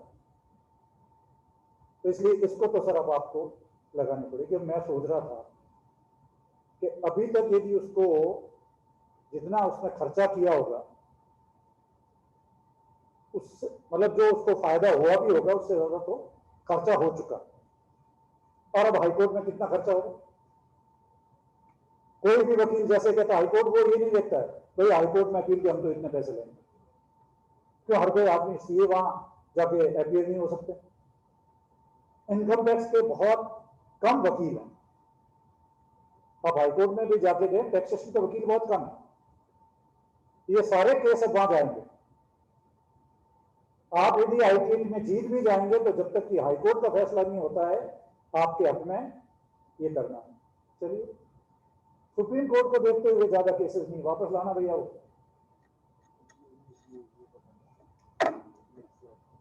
नेक्स्ट स्लाइड दे रही नहीं भैया, पुराना वाला कहां गया?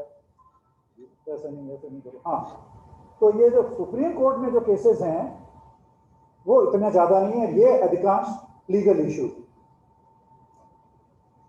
तो लीगल इशू के बारे में कभी देखिए कुछ नहीं हो सकता है, सुप्रीम कोर्ट है, वो कह सकता है, वहां बात समझ में आती है।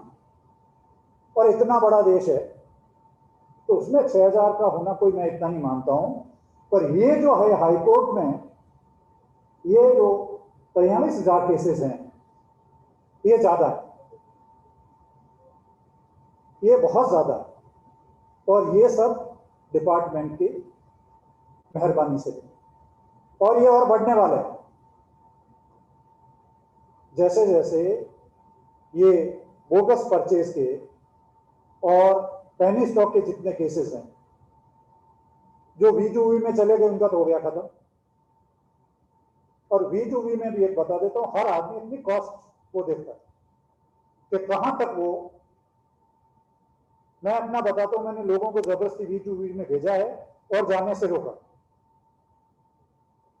जहां लगता है कि मेरा केस करने लायक है, जिसको मैं इसलिए नहीं कि डिपार्टमेंट कह रहा है मुझे जाना चाहिए, नहीं जाने में फायदा है, और जिनको जाना है वो भेजा मैंने, वो अलग चीज हो गई। तो ये स्थिति जब इतनी है, अब ये कैसे खत्म होंगे?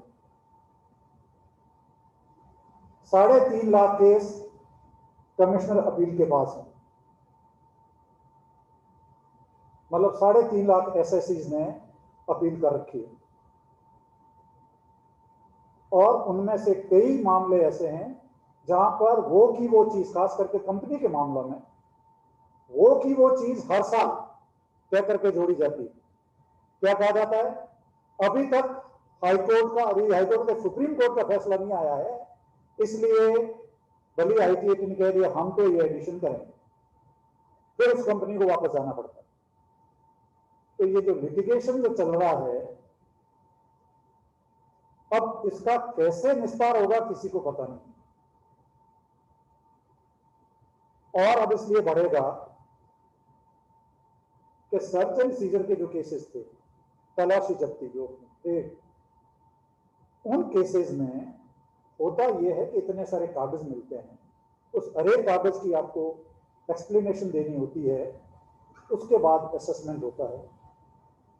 सारे बड़े केसेस का यही था कि वो लोग सेटलमेंट कमीशन समझौता आयोग में जाते थे, 2 साल में निपटान हो जाता, 2-2.5 साल टाइम दिया हुआ था, जो भी था एक खात्मा हो जाता था मामले का। अब ये वर्षों तक चलेंगे। सेटलमेंट में ठीक था कि मेरे हाथ कट गए कि उन्होंने जो तय किया वो सही है, पर फैसला हो जाता था। अब ये तो अश्वत्थामा के जो सिर की जो है क्या कहते हैं, मणि लेने के बाद जो रिश्ता हुआ घाव है, सच के सारे वैसे हो जाएंगे। क्यों सेटलमेंट में आप जा नहीं सकते, है ही सेटलमेंट, और उसको खत्म कैसे किया है? 1 को कह दिया 1 फरवरी को आज से सेटलमेंट खत्म। अब जो पुराने केस पड़े हैं उसके लिए हम कुछ कर रहे हैं, तो करेंगे, उसमें पुराने केसेस को खत्म हो जाएंगे। अब आप सोचिए, एक तरफ आप कहते हैं कि बिग ब्रदर इज वॉचिंग, और देख रहा है सब जगह, कितनी सर्चेज होने वाली हैं, सर्चेज नहीं होने, सर्वे होने वाले। जब सर्वे और सर्च होगी, उनके जो केसेस होंगे उन सब में सेटलमेंट नहीं होगा तो क्या होगा? लिटिगेशन होगा। तो लिटिगेशन तो बढ़ना ही बढ़ना है।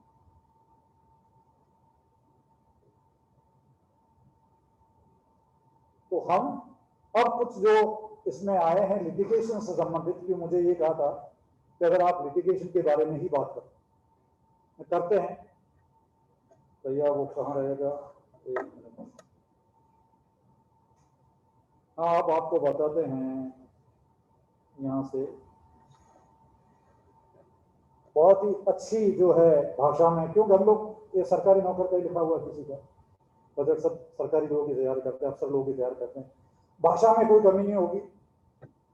मकसद में बहुत बढ़िया तरीके से लिखा जाएगा कि सरकार क्या चाहती है, रिड्यूस टैक्स डिस्प्यूट और टैक्स सर्टेनिटी। किसी भी अच्छे टैक्स एडमिनिस्ट्रेशन का ये लक्षण होता है, माना जाता है कि 2 चीजें हों।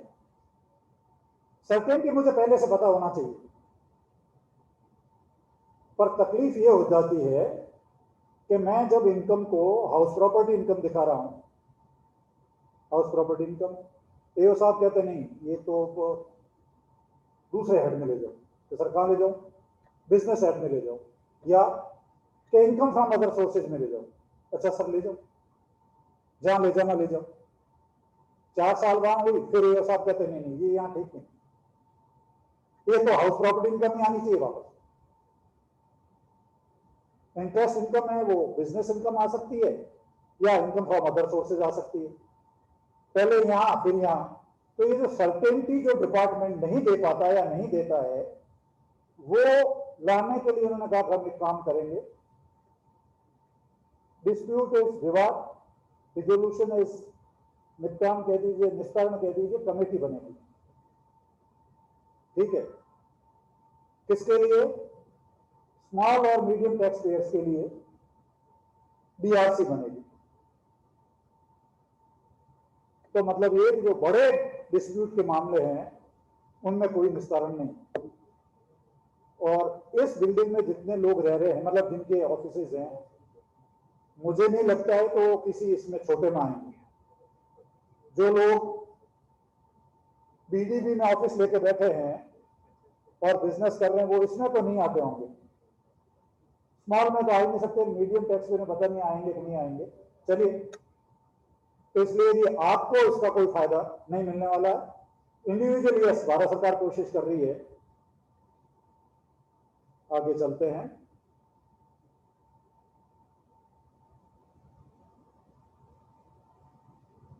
अब एक DRC नहीं बनेगी, वैसे आपको पता है इंटरनेशनल टैक्सेशन अपनी DRP होती है, पैनल डिस्प्यूट रिजोल्यूशन पैनल, वहां P पैनल होता है, यहाँ C है, ये बनेगा। अब यहां तक तो ठीक है, ये बहुत अच्छा है। मतलब बाद में क्या है, ये कौन तय करेगा? बोर्ड तय करेगा, और तय करने की तारीख लिखी। तो इसलिए आज की तारीख में कागज पे ये स्कीम बहुत अच्छी दिख रही है, पर जब वो बट और प्रोविजो के साथ आएगी तो उसका रूप कैसा होगा ये किसी को पता नहीं। DRC आ रही है, DRC आ रही है, DRC आ रही है। मतलब डिपार्टमेंट से मेरे ऑफिसर से बात होती, 3 दिन से वो कह रहे हैं सर कितना अच्छा हो रहा है, DRC आ रही है। वो आ तो रही है, पर उसका रूप कैसा होगा? वो कोविड जैसी भी हो सकती है। तो अभी हमें उम्मीद करनी चाहिए कि DRC जो आएगी वो अच्छी ही हो। ठीक है, अब इसके अंदर शर्त तय की है इन्होंने कि 50 लाख तक की इनकम हो, और वो जो वेरिएशन होता है जिसके लिए आजकल वो पेनल्टी लगती है, एक पहले 271C होता था, दूसरे सेक्शन आ गए हैं जिसमें अंडर एस्टिमेट और नॉन असेसमेंट वो करते हैं। तो जो टैक्स का जो वेरिएशन है इतना आएगा तो ही DRC देखेगी। तो आपके इंडिविजुअल केसेस कुछ हो सकते हैं तो वो शायद इसमें आएंगे, पर बाकी केसेस तो आने नहीं। पर DRC का हम इंतजार करेंगे वो कैसी आती है, क्या होती है। और भट्ट तो पहले आ गए, जिस भट्ट की मैं बात कर रहा था वो पहले आ चुके हैं। 132 आपको पता ही है सर्च होती है। 132 ए जब पुलिस से या दूसरी एजेंसी है वहां से आप सामान लेते हैं, बुक्स लेते हैं, 132A होता है, उसको रिक्विजिशन कहते हैं, और 133 ये सर्वे होता है। ये केसेस इसमें नहीं आए। ओके, दूसरा 90A ये ज्यादा आपके काम में नहीं आने वाले हैं। ये विदेशों से जो अपने समझौते हो रखे हैं, टैक्सेशन डबल टैक्सेशन ट्रीटी जो हो रखी हैं, उनके जो मामले हैं ये DRC में नहीं आए। तो DRC को पहले ही बांध दिया है। समय कितना अपने पास? बहुत है। अच्छा, तो ठीक है, नहीं ऐसा है, बोलने में कोई तकलीफ होती नहीं है, सुनने में बहुत तकलीफ होती है। और जिनका प्रोसिक्यूशन फाइल हो रखा है उनके DRC नहीं लगेगी। और प्रोसिक्यूशन हमारे पिछले 2 साल 3 साल में थोक के भाव, मतलब अभी तक ये तय नहीं हुआ कि मैंने कंसीलमेंट किया कि नहीं किया है। जो अपना 38 कोर्ट नंबर है बिलासपुर में, वहां कभी आप जाके देखें ना तो वो जो पॉज लिस्ट लगी रहती है 300 केस, 300 केस में से 10 केस तो होते हैं जो अपने अपराध हैं, जो IPC के, और 295 इनकम टैक्स। तो भाई ये क्या है? तो सर TDS नहीं है, ये क्या कंसीलमेंट है। अरे भैया कंसीलमेंट कैसे हो गया अभी? तो सर ये नहीं लिखा कंसीलमेंट, हो गया। अब तकलीफ मैं जो बताता हूं, मेरे SSC को जो हुई थी, AO साहब ने कंसीलमेंट लगा दिया और प्रोसिक्यूशन फाइल कर दिया। अब जो जज साहब हैं उन्होंने इनकम टैक्स कभी बढ़ा नहीं। LLB में शायद आपको पता हो, पहले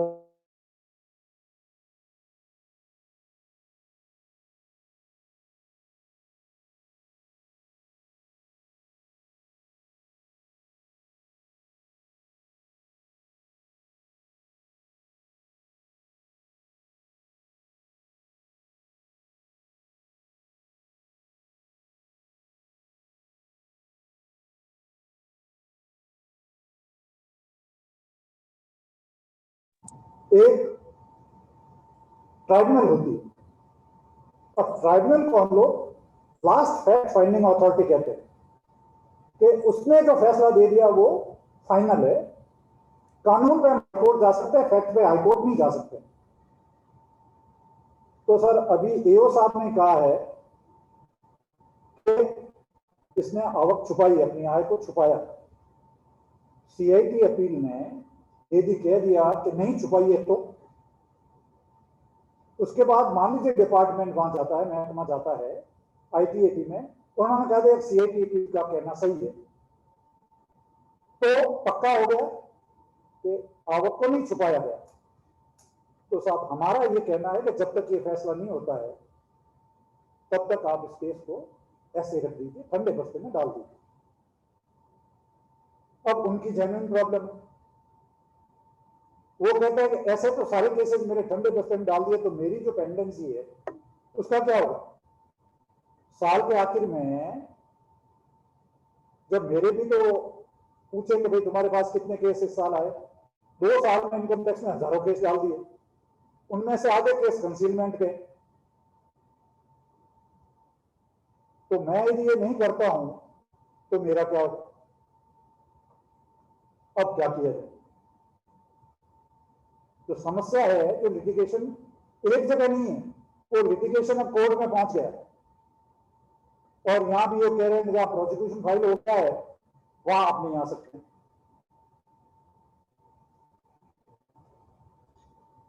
चलिए,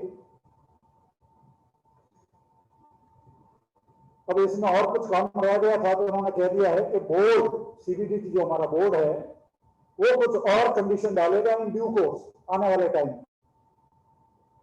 तो भाई अभी तक आप उसका इंतजार कीजिए, जब पूरी स्कीम आ जाएगी तब हम उसको देखेंगे, उसका रूप कैसा है, रंग कैसा है।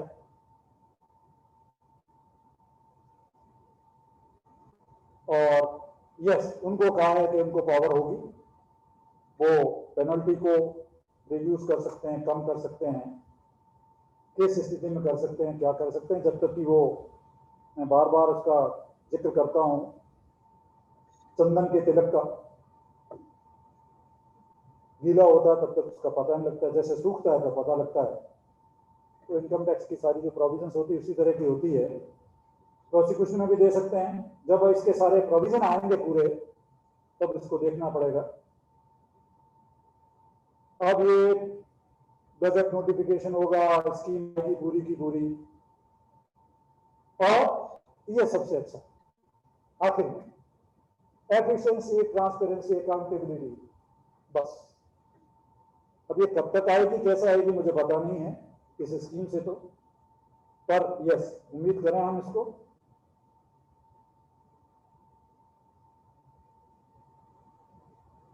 और 31 मार्च 2023 तक सरकार को पूरी छूट है इसके बारे में कोई नोटिफिकेशन लाने, तब तक इंतजार किए, तब तक इसमें बदलाव आते रह सकते हैं।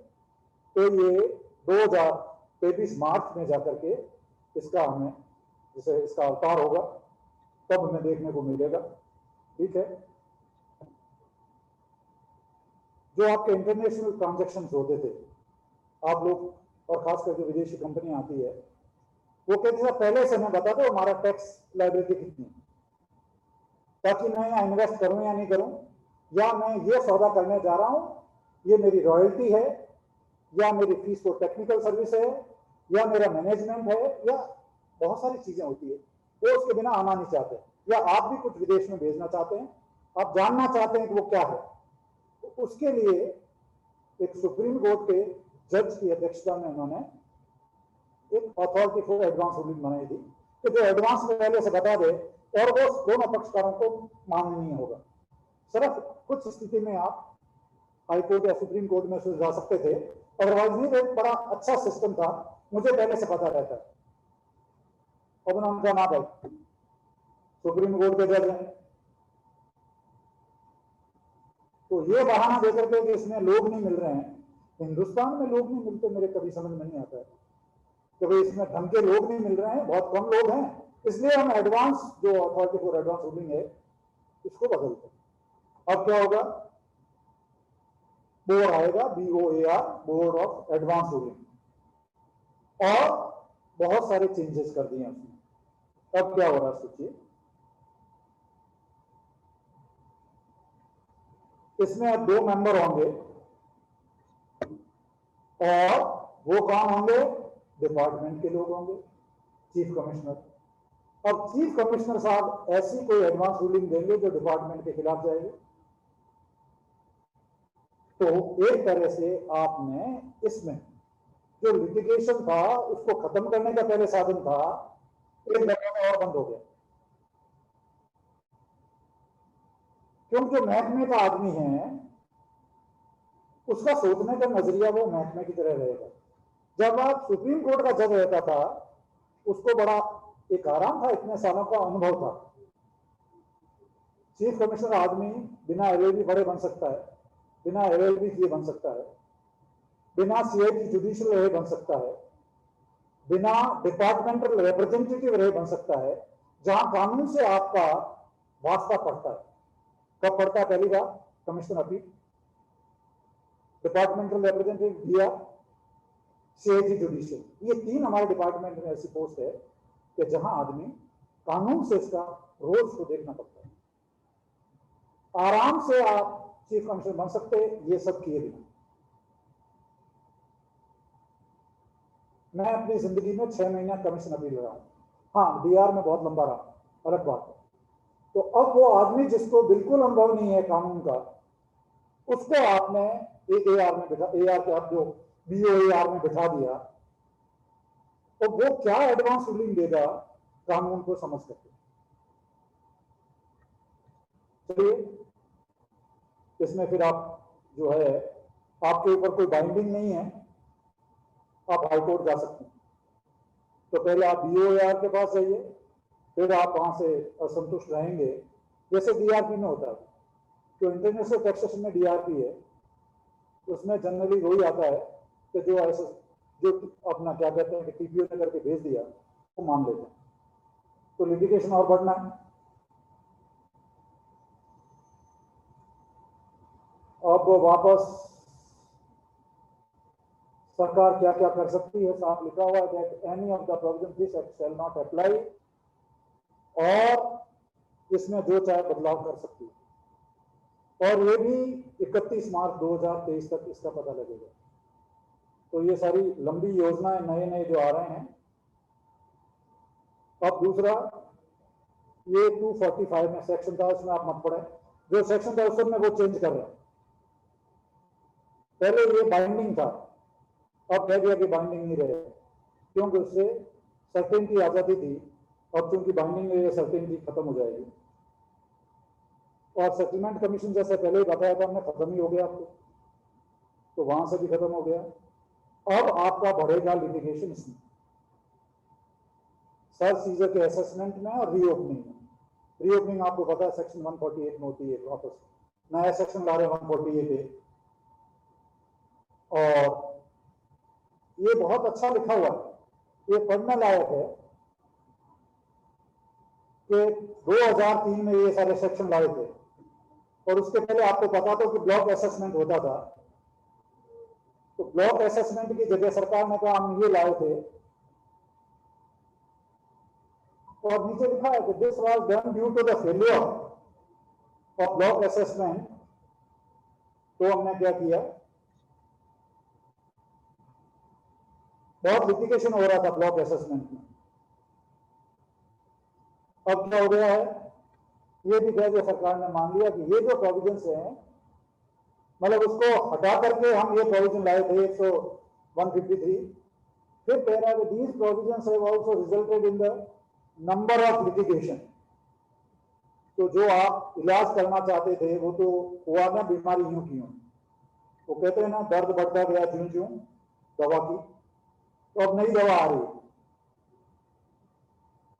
और अब ये जो नई दवाई है वो 1 अप्रैल के बाद जो सर्चेज होगी इनके ऊपर लागू होगी। उसमें सबसे बड़ी बात यह है कि पहले कुछ डीमिंग प्रोविजन होते थे, मान लेते थे, जैसे हम एल्जेब्रा में सवाल नहीं करते थे स्कूल के दिनों में, माना कि इसकी उम्र 5 साल एक्स है, दूसरे की वाई है। अब यहाँ मान लिया गया है कि सर्च है तो 3 साल तक तो आपके कंसीलमेंट है, ये कोई उसमें 148 की कोई प्रॉब्लम नहीं है, आप कर सकते हैं। तो ये सारे के सारे, और बता दिए कौन कौन से केसेज होंगे जो 148 में आएंगे। कंप्यूटर ने जिस केस में कह दिया कि यहाँ गड़बड़ दिख रही है, उसकी फ्लैग हो गई, उसके ऊपर झंडा लग गया लाल, जिसके ऊपर भी लग गया बस हो गया, उसका 148 हो सकता है, आपका रीओपनिंग हो सकती है। अब कंप्यूटर जी में क्या वो प्रोग्राम देते हैं, किसने क्या प्रोग्राम दिया है। हाँ, ये जरूर है कंप्यूटर का सिस्टम ही वो करेगा। और एजी को और पावर दे दी है। कंप्यूटर जो अपना सीएजी होता है उनको पावर दे दी, उनके वहां से भी कोई ऑब्जेक्शन आएगा तो भी 148 हो सकता है आपका।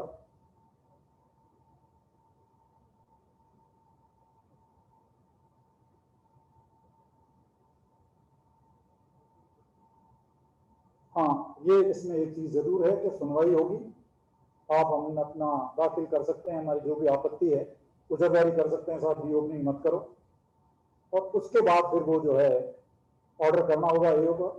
ये थोड़ी सी एक बचा हुआ है अभी तक जिसमें एसएससी के लिए, उसको बिना सुने ये सब कुछ नहीं होगा। दूसरे ये है कि जो परमिशन लेनी पड़ेगी, तो आजकल जेसी से लेते थे, अब हायर अथॉरिटी पर जाना पड़ेगा। 3 साल तक के लिए ही खोला जा सकता है जनरली, बाकी खास केस उसमें 10 साल तक का है, 3 इयर्स, और स्पेशल केस इनमें 10 साल है। कोई 50 लाख तक की लिमिट है, उस सब में जो है उससे ज्यादा का होगा तो 10 साल तक वो हो सकता है। ये वो लोग हैं जो परमिशन देंगे,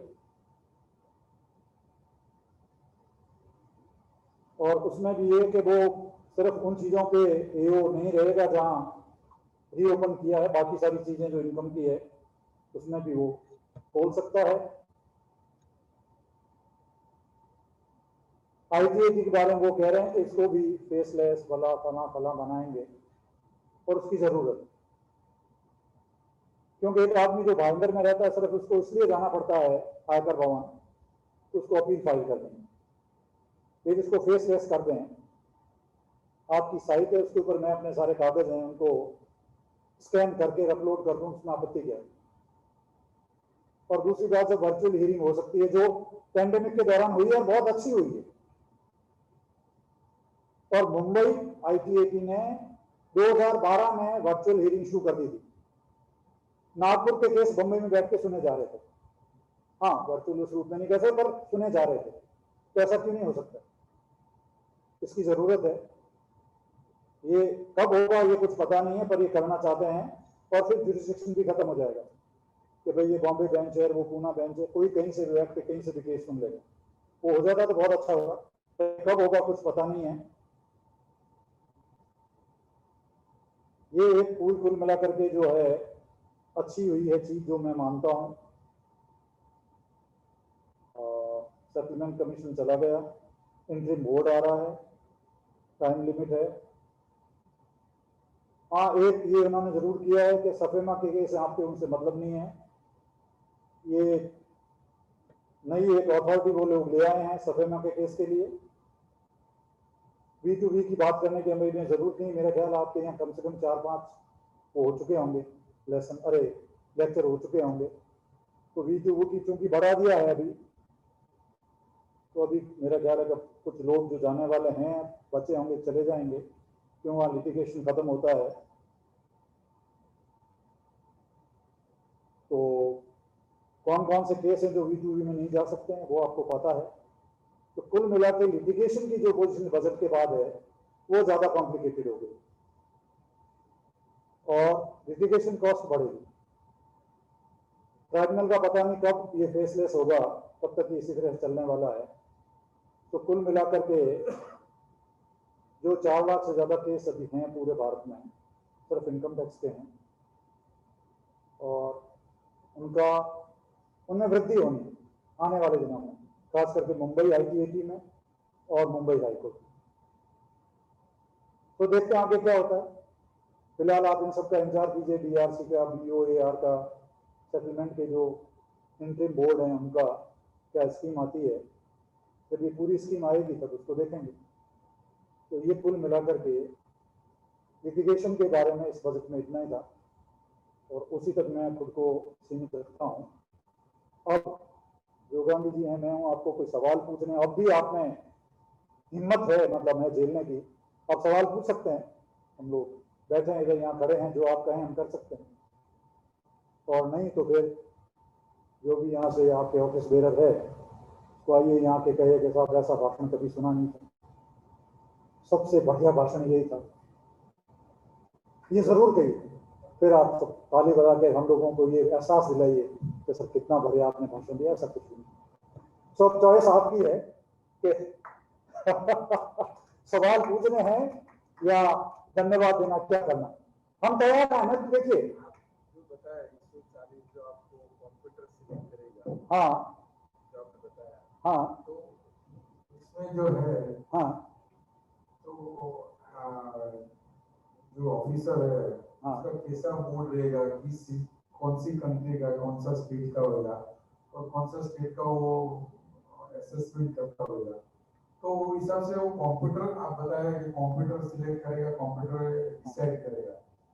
तो नहीं, वो ऐसा है, इसमें क्या होता है कि आए साल 10-15 चीजें तय की जाती हैं कि भैया ये चीजें होगी तो वहां झंडा लग जाएगा, फ्लैगिंग हो जाएगी, वो सॉफ्टवेयर बनता है और वो वहां पर अपने इंस्टॉल कर देते हैं। यदि कोई सौदा, कोई ट्रांजैक्शन उन 15 या 20 में आ गया, वो फ्लैग कर देते हैं। जैसे अभी बैंक, सारे बैंक है ना, सारे बैंक में इनकम टैक्स के रहने से एक फ्लैगिंग होती है कि जहां कैश बहुत निकलता है, जमा होता है या निकलता है, जैसे ही एक लिमिट क्रॉस की उसने एक महीने में, वो फ्लैग कर देता है और वो सारी की सारी इंफॉर्मेशन ऑटोमेटिकली दिल्ली चली जाती है। उसके बाद वहां बैठ के लोग देखते हैं कि भैया ये कौन सी कंपनी है, क्या कंपनी है, लगता है कि ये गड़बड़ है, तो फिर वहां से वो मध्य प्रदेश का केस है या बॉम्बे का केस है, उसको जाता है चीफ कमिश्नर को कि आपके यहाँ एक ऐसी कंपनी है जो कैश का लेन देन इतना ज्यादा कर रही है, कैश जमा हो रहा है, कैश निकल रहा है, कैश का इतना मामला होना नहीं चाहिए। तो ऐसे फ्लैगिंग होती है, 15-20 पॉइंट जो आए साल वो बदलते रहते हैं। सामने बैठ के बात करेगा, नहीं, कंप्यूटर करेगा कि ये केस है, फ्लैग हो गया। जैसे कि प्रॉपर्टी खरीदी किसी ने, वो कहेंगे कि जिनकी प्रॉपर्टी है 50 करोड़ के ऊपर की है, उसको फ्लैग कर दो, तो साल भर में जितनी प्रॉपर्टी 50 करोड़ के ऊपर की वो फ्लैग हो जाएगी और वो असेसिंग ऑफिसर को चली जाएगी। उसके बाद वो असेसिंग ऑफिसर आपको नोटिस जारी करेगा। वो क्राइटेरिया क्या तय होगा, वो दिल्ली में सीबीडीटी तय करेगा, एक सॉफ्टवेयर बनेगा और वो कंप्यूटर में डाल दिया जाएगा। इनके हाथ की बात नहीं, एओ के हाथ की बात नहीं, असेसिंग ऑफिसर के हाथ में कुछ भी नहीं। हाँ, दूसरा एक और कह दो, ये जो फेसलेस, गुजराती इसको ननामा कहते हैं, मेरा नाम का जो आया है असेसमेंट, उससे प्रॉब्लम और बढ़ने वाली है शुरुआत के 4-5 साल में, क्योंकि ना तो आप तैयार हैं, ना एओ तैयार है इस तरह के असेसमेंट के लिए। और खास करके छोटी जगह, जामनगर, भावनगर, सेलम, वहां क्या होता है, बड़े मोहब्बत से असेसमेंट होता था पहले, अब भी होता है। इधर एओ साहब बैठे हैं, एसएससी आ जाता है, उसका सीए, वहां सीए होते नहीं, अधिकांश वकील ही होते हैं, 2-4 सीए होते मुश्किल से, वो आके बैठ जाते हैं। और खास करके जामनगर में सबको पता है कि एओ साहब कौन सा पान खाते हैं, तो वो वकील साहब, वो एसएससी अपने अपने पान मुंह में दबा के आते हैं और एओ साहब को ला करके वो पान दे दें सर के, और असेसमेंट शुरू करते हैं। एडिशन जो करना है वो आपस में बैठ के तय कर ले, कितना करना है, कितना नहीं करना है। अरे साहब यहाँ 10% नहीं सर 5% कर दो, नहीं 5% जाता है, मैं इसको 7 करूंगा, 6 खत्म हो जाता है। एवरी असेसमेंट हो जाते थे, भाई ये तो नहीं हो सकता, ये हो सकता है, इसमें तुम है ना सीएडीपी के पास चले जाना, ऐसे करके असेसमेंट हो जाते थे। और गुजराती में इसको कहते हैं पटान, तो पटाने वाले असेसमेंट होते थे सारे, वो अब नहीं हो सकता, क्योंकि अब 3 अलग अलग टीम बैठने वाली, एक असेसमेंट यूनिट होगी, एक टेक्निकल यूनिट होगी, एक रिव्यू यूनिट होगी। रिव्यू यूनिट के पास ये कि कोई भी केस आ सकता है कहीं का भी, और उसको देखना है कि असेसिंग ऑफिसर ने जो इंक्वायरी की है वो बराबर है कहीं। इसमें क्या सबकी बिजनेस थियरी सबकी अलग अलग है, डायमंड इंडस्ट्रीज की अलग है, टेक्सटाइल की अलग है, अदर इंडस्ट्रीज की अलग है। हाँ, असेसर ऑफिसर जो है उसको इंडस्ट्रीज का मालूम नहीं कि व्हाट टाइप ऑफ ट्रांजैक्शन। हाँ, मैं बताता हूँ, इनकम टैक्स डिपार्टमेंट ने भारत में जितनी इंडस्ट्रीज है, जितनी इंडस्ट्री हैं या जितने बिजनेस हैं, उन सब का एक स्टडी की अलग अलग ऑफिसर्स हैं, अलग अलग, और उन्होंने वो इनकम टैक्स की साइट पे अवेलेबल आपके लिए नहीं है, पर जो ऑफिसर्स हैं उनके लिए अवेलेबल है।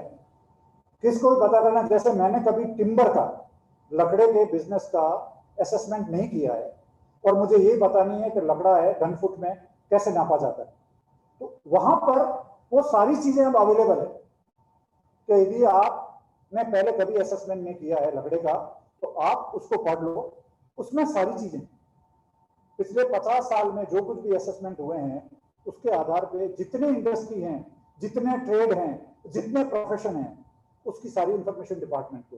हाँ, उनमें से असेसिंग ऑफिसर कितना पढ़ता है, कितना काम में लेता है, वो उसकी मर्जी पे। मैंने कहा ना कि बिग ब्रदर इज वॉचिंग, सारी चीजें हमारे पास अवेलेबल है आज। हालत ये कि इंफॉर्मेशन हमारे पास ज्यादा, हम काम में नहीं ले पा रहे, टाइम कम होता है असेसिंग ऑफिसर के पास, तो उसमें जो जितना कर पाता है। पर अब आपको एक बात बता दूं, लिटिगेशन से बचना है तो जो रिप्लाई फाइल करते हैं पहली बार ईओ के सामने, वो कंप्लीट होना चाहिए, कानूनी रूप से सही होना चाहिए, नहीं तो असेसिंग ऑफिसर तुरंत एडिशन कर देगा और आईटी तक आप घूमते रहिए। वो ये कहा सर इन्होंने ये जवाब नहीं दिया, इसका ये जवाब लिखा था सर, इस जवाब के हिसाब से नहीं, तो पहले बहुत आसान था सर, मैंने तो ईओ को दिया था सर, सीआईटीपी को ये कहना सर फाइल मंगवा के देख लो, और आप जैसे जानते फाइल में वो कागज मिल जाता था। कैसे मिलता था वो सब आपको पता है, पर वो कागज मिल जाता था। अब वो नहीं हो सकता। अब आपने जो लिख के दिया है वो सीआईटीपी को पता है, आईटीएटी को पता है, हाईकोर्ट को पता है, ना एक अक्षर आप जोड़ सकते हैं ना एक अक्षर घटा सकते हैं। इसलिए जो रिप्लाई फाइल करना है वो बहुत सोच समझ के करना है। सीआईटीपी के सामने जो लिख के देना है बहुत सोच समझ के देना। तो यदि ढंग से जवाब नहीं देंगे आप या आपका सीए या वकील, लिटिगेशन बढ़ेगा। Sir, every assessing. अरे जोगानी जी, आइए गए, आपके काम की कोई चीज हो सकती है, आप आ जाइए इधर। हो सकता है मैं तो लिटिगेशन की बात करूंगा, बाकी चीजें आप देखिए, मैं तो इसीलिए तैयार हो गया। हाँ सर, ये सवाल आपके लिए, every assessing officer हाँ हाँ has a different view and different thinking, different angle. Yes आप एक ही इनकम टैक्स ऑफिस में 4 रूम है एओपी, चारों के व्यू, चारों के असेसमेंट के तरीके, एवरीथिंग इज डिफरेंट। एक ही तरह के सिमिलर केस 4 रूम में जाते हैं, चारों के अलग तरह के ऑर्डर आते हैं। इसके बारे में आपको लगता है इन फ्यूचर उसी तरह का कोई यूनिफॉर्मिटी, स्टैंडर्डाइजेशन, चलो ये फेसलेस हो गया, सब हो गया ना, क्या होता है कि you are right, faceless is sometimes good also, कि आपको जाना नहीं पड़ता है, ट्रांसपेरेंसी आ गई, आपको पान लेके भी जाने की जरूरत नहीं है। लेकिन कभी क्या होता है कि इनको समझाना, अभी एक आदमी पैंडेमिक ज्वेलरी बिजनेस बेसिकली यहाँ के सब लोग जानते हैं, गुजरात महाराष्ट्र के सब ऑफिसर्स को पैंडेमिक ज्वेलरी मालूम है और उनको कोई मालूमात करना है तो भी इजी हो जाता है। कल को यही फाइल समबडी कैलकाटा और दिल्ली और साउथ में कर रहा है, for them it is very difficult to understand lot of things when it comes to assessment. तो ऐसे केसेस में कोई सिस्टम, कोई यूनिफॉर्मिटी, कोई गाइडलाइन, जैसे आपने कहा कि आपका एक इंटरनल है जहाँ पर बिजनेस के बारे में काफी इंफॉर्मेशन होती है, तो ऐसा कुछ है कि किस तरह से लोगों के जो डे टू डे हर आदमी को अलग तरह से फेस करना पड़े, वो नहीं होगा। यूनिफॉर्मिटी समय के साथ आएगी। अभी असेसिंग ऑफिसर के साथ ये है कि उसका रिव्यू होगा और रिव्यू में भी ये लगता है कि उसने असेसमेंट ढंग से नहीं किया है, उसके नतीजे उसके डिपार्टमेंट में आ सकते हैं। इसलिए वो अब जो करेंगे कि उनको एक टेक्निकल टीम दी है, एक असेसमेंट टीम है, यूनिट है एयू, और एक टीयू है कि यदि मुझे किसी चीज का पता नहीं है तो मेरा फर्ज बनता है कि मैं टीयू में जाऊं, टेक्निकल यूनिट को पूछूं भैया ये डायमंड होता क्या है, और डायमंड में ये जो है सारी चीज डॉलर में क्यों लिखी जाती है, भाई डॉलर कहां से आ गया, क्यों वो डॉलर देख तो उसको तो लगेगा ये पता नहीं फेमा का केस हो गया या मनी लॉन्ड्रिंग हो गई।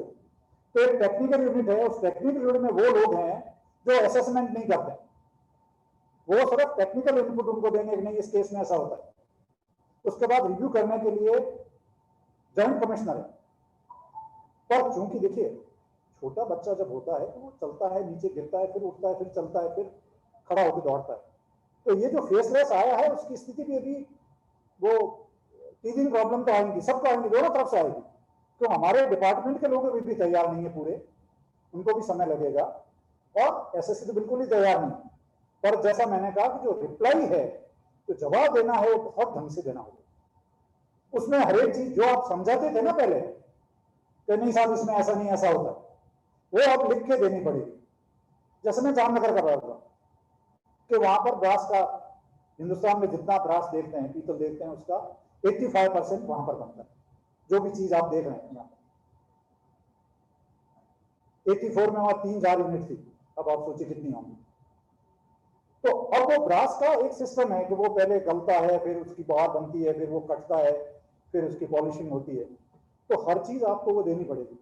तो वैसे आपको हर चीज समझानी पड़ेगी सर के हम लोग ऐसे रफ आता है, ऐसे हम सॉर्टिंग करते हैं, सॉर्टिंग के अंदर हमारी ये हिस्से होते हैं इसके, जो चौकोर होता है या गोल होता है या लंबा होता है, जो कुछ होता है, इसके अंदर ये होता है, तो इसकी कीमत कम हो जाती है। ये सारी चीजें उसको लिख के देनी पड़ेगी जो आप पहले समझा देते।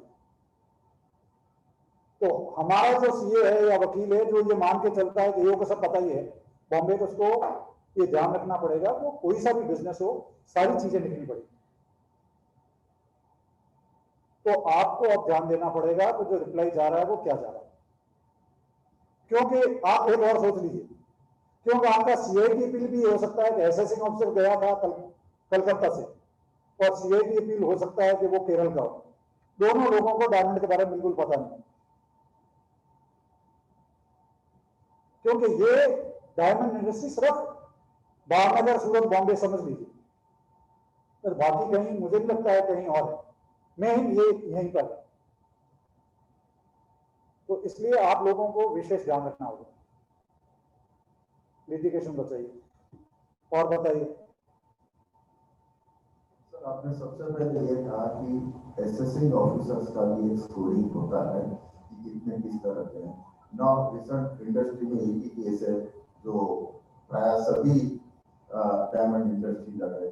किसी ने 100% किया, किसी ने 2% किया, किसी ने 4%, किसी ने 7%। इस तरह से सबके डिफरेंट वे में असेसमेंट हुए।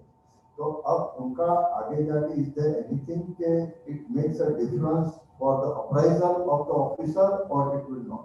नहीं होगा, जरूर होगा। जिन लोगों ने 100% किया है उनका जरूर होगा। देखिए मैंने कहा ना अभी आपको 4-5 साल तो उसको देने पड़ेंगे सिस्टम को, जब परफेक्ट हो जाएगा। पर यस, दोनों तरफ से तकलीफ आनी है, आ रही है, बट ठीक होगा। जो होगा वो ठीक हो, faceless is good.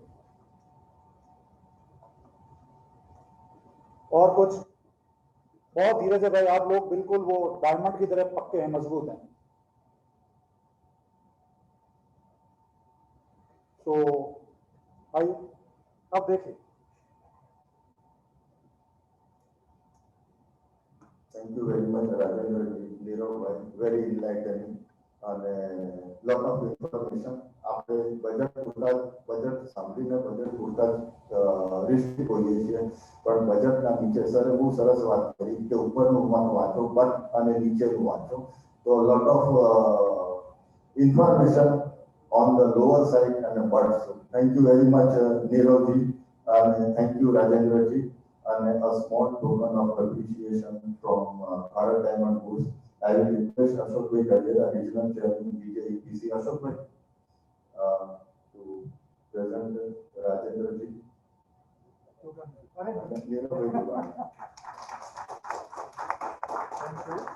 Thank you very much. Thank you. बस चलिए, Thank you. ये निकालूं भैया मैं? ठीक, थैंक यू।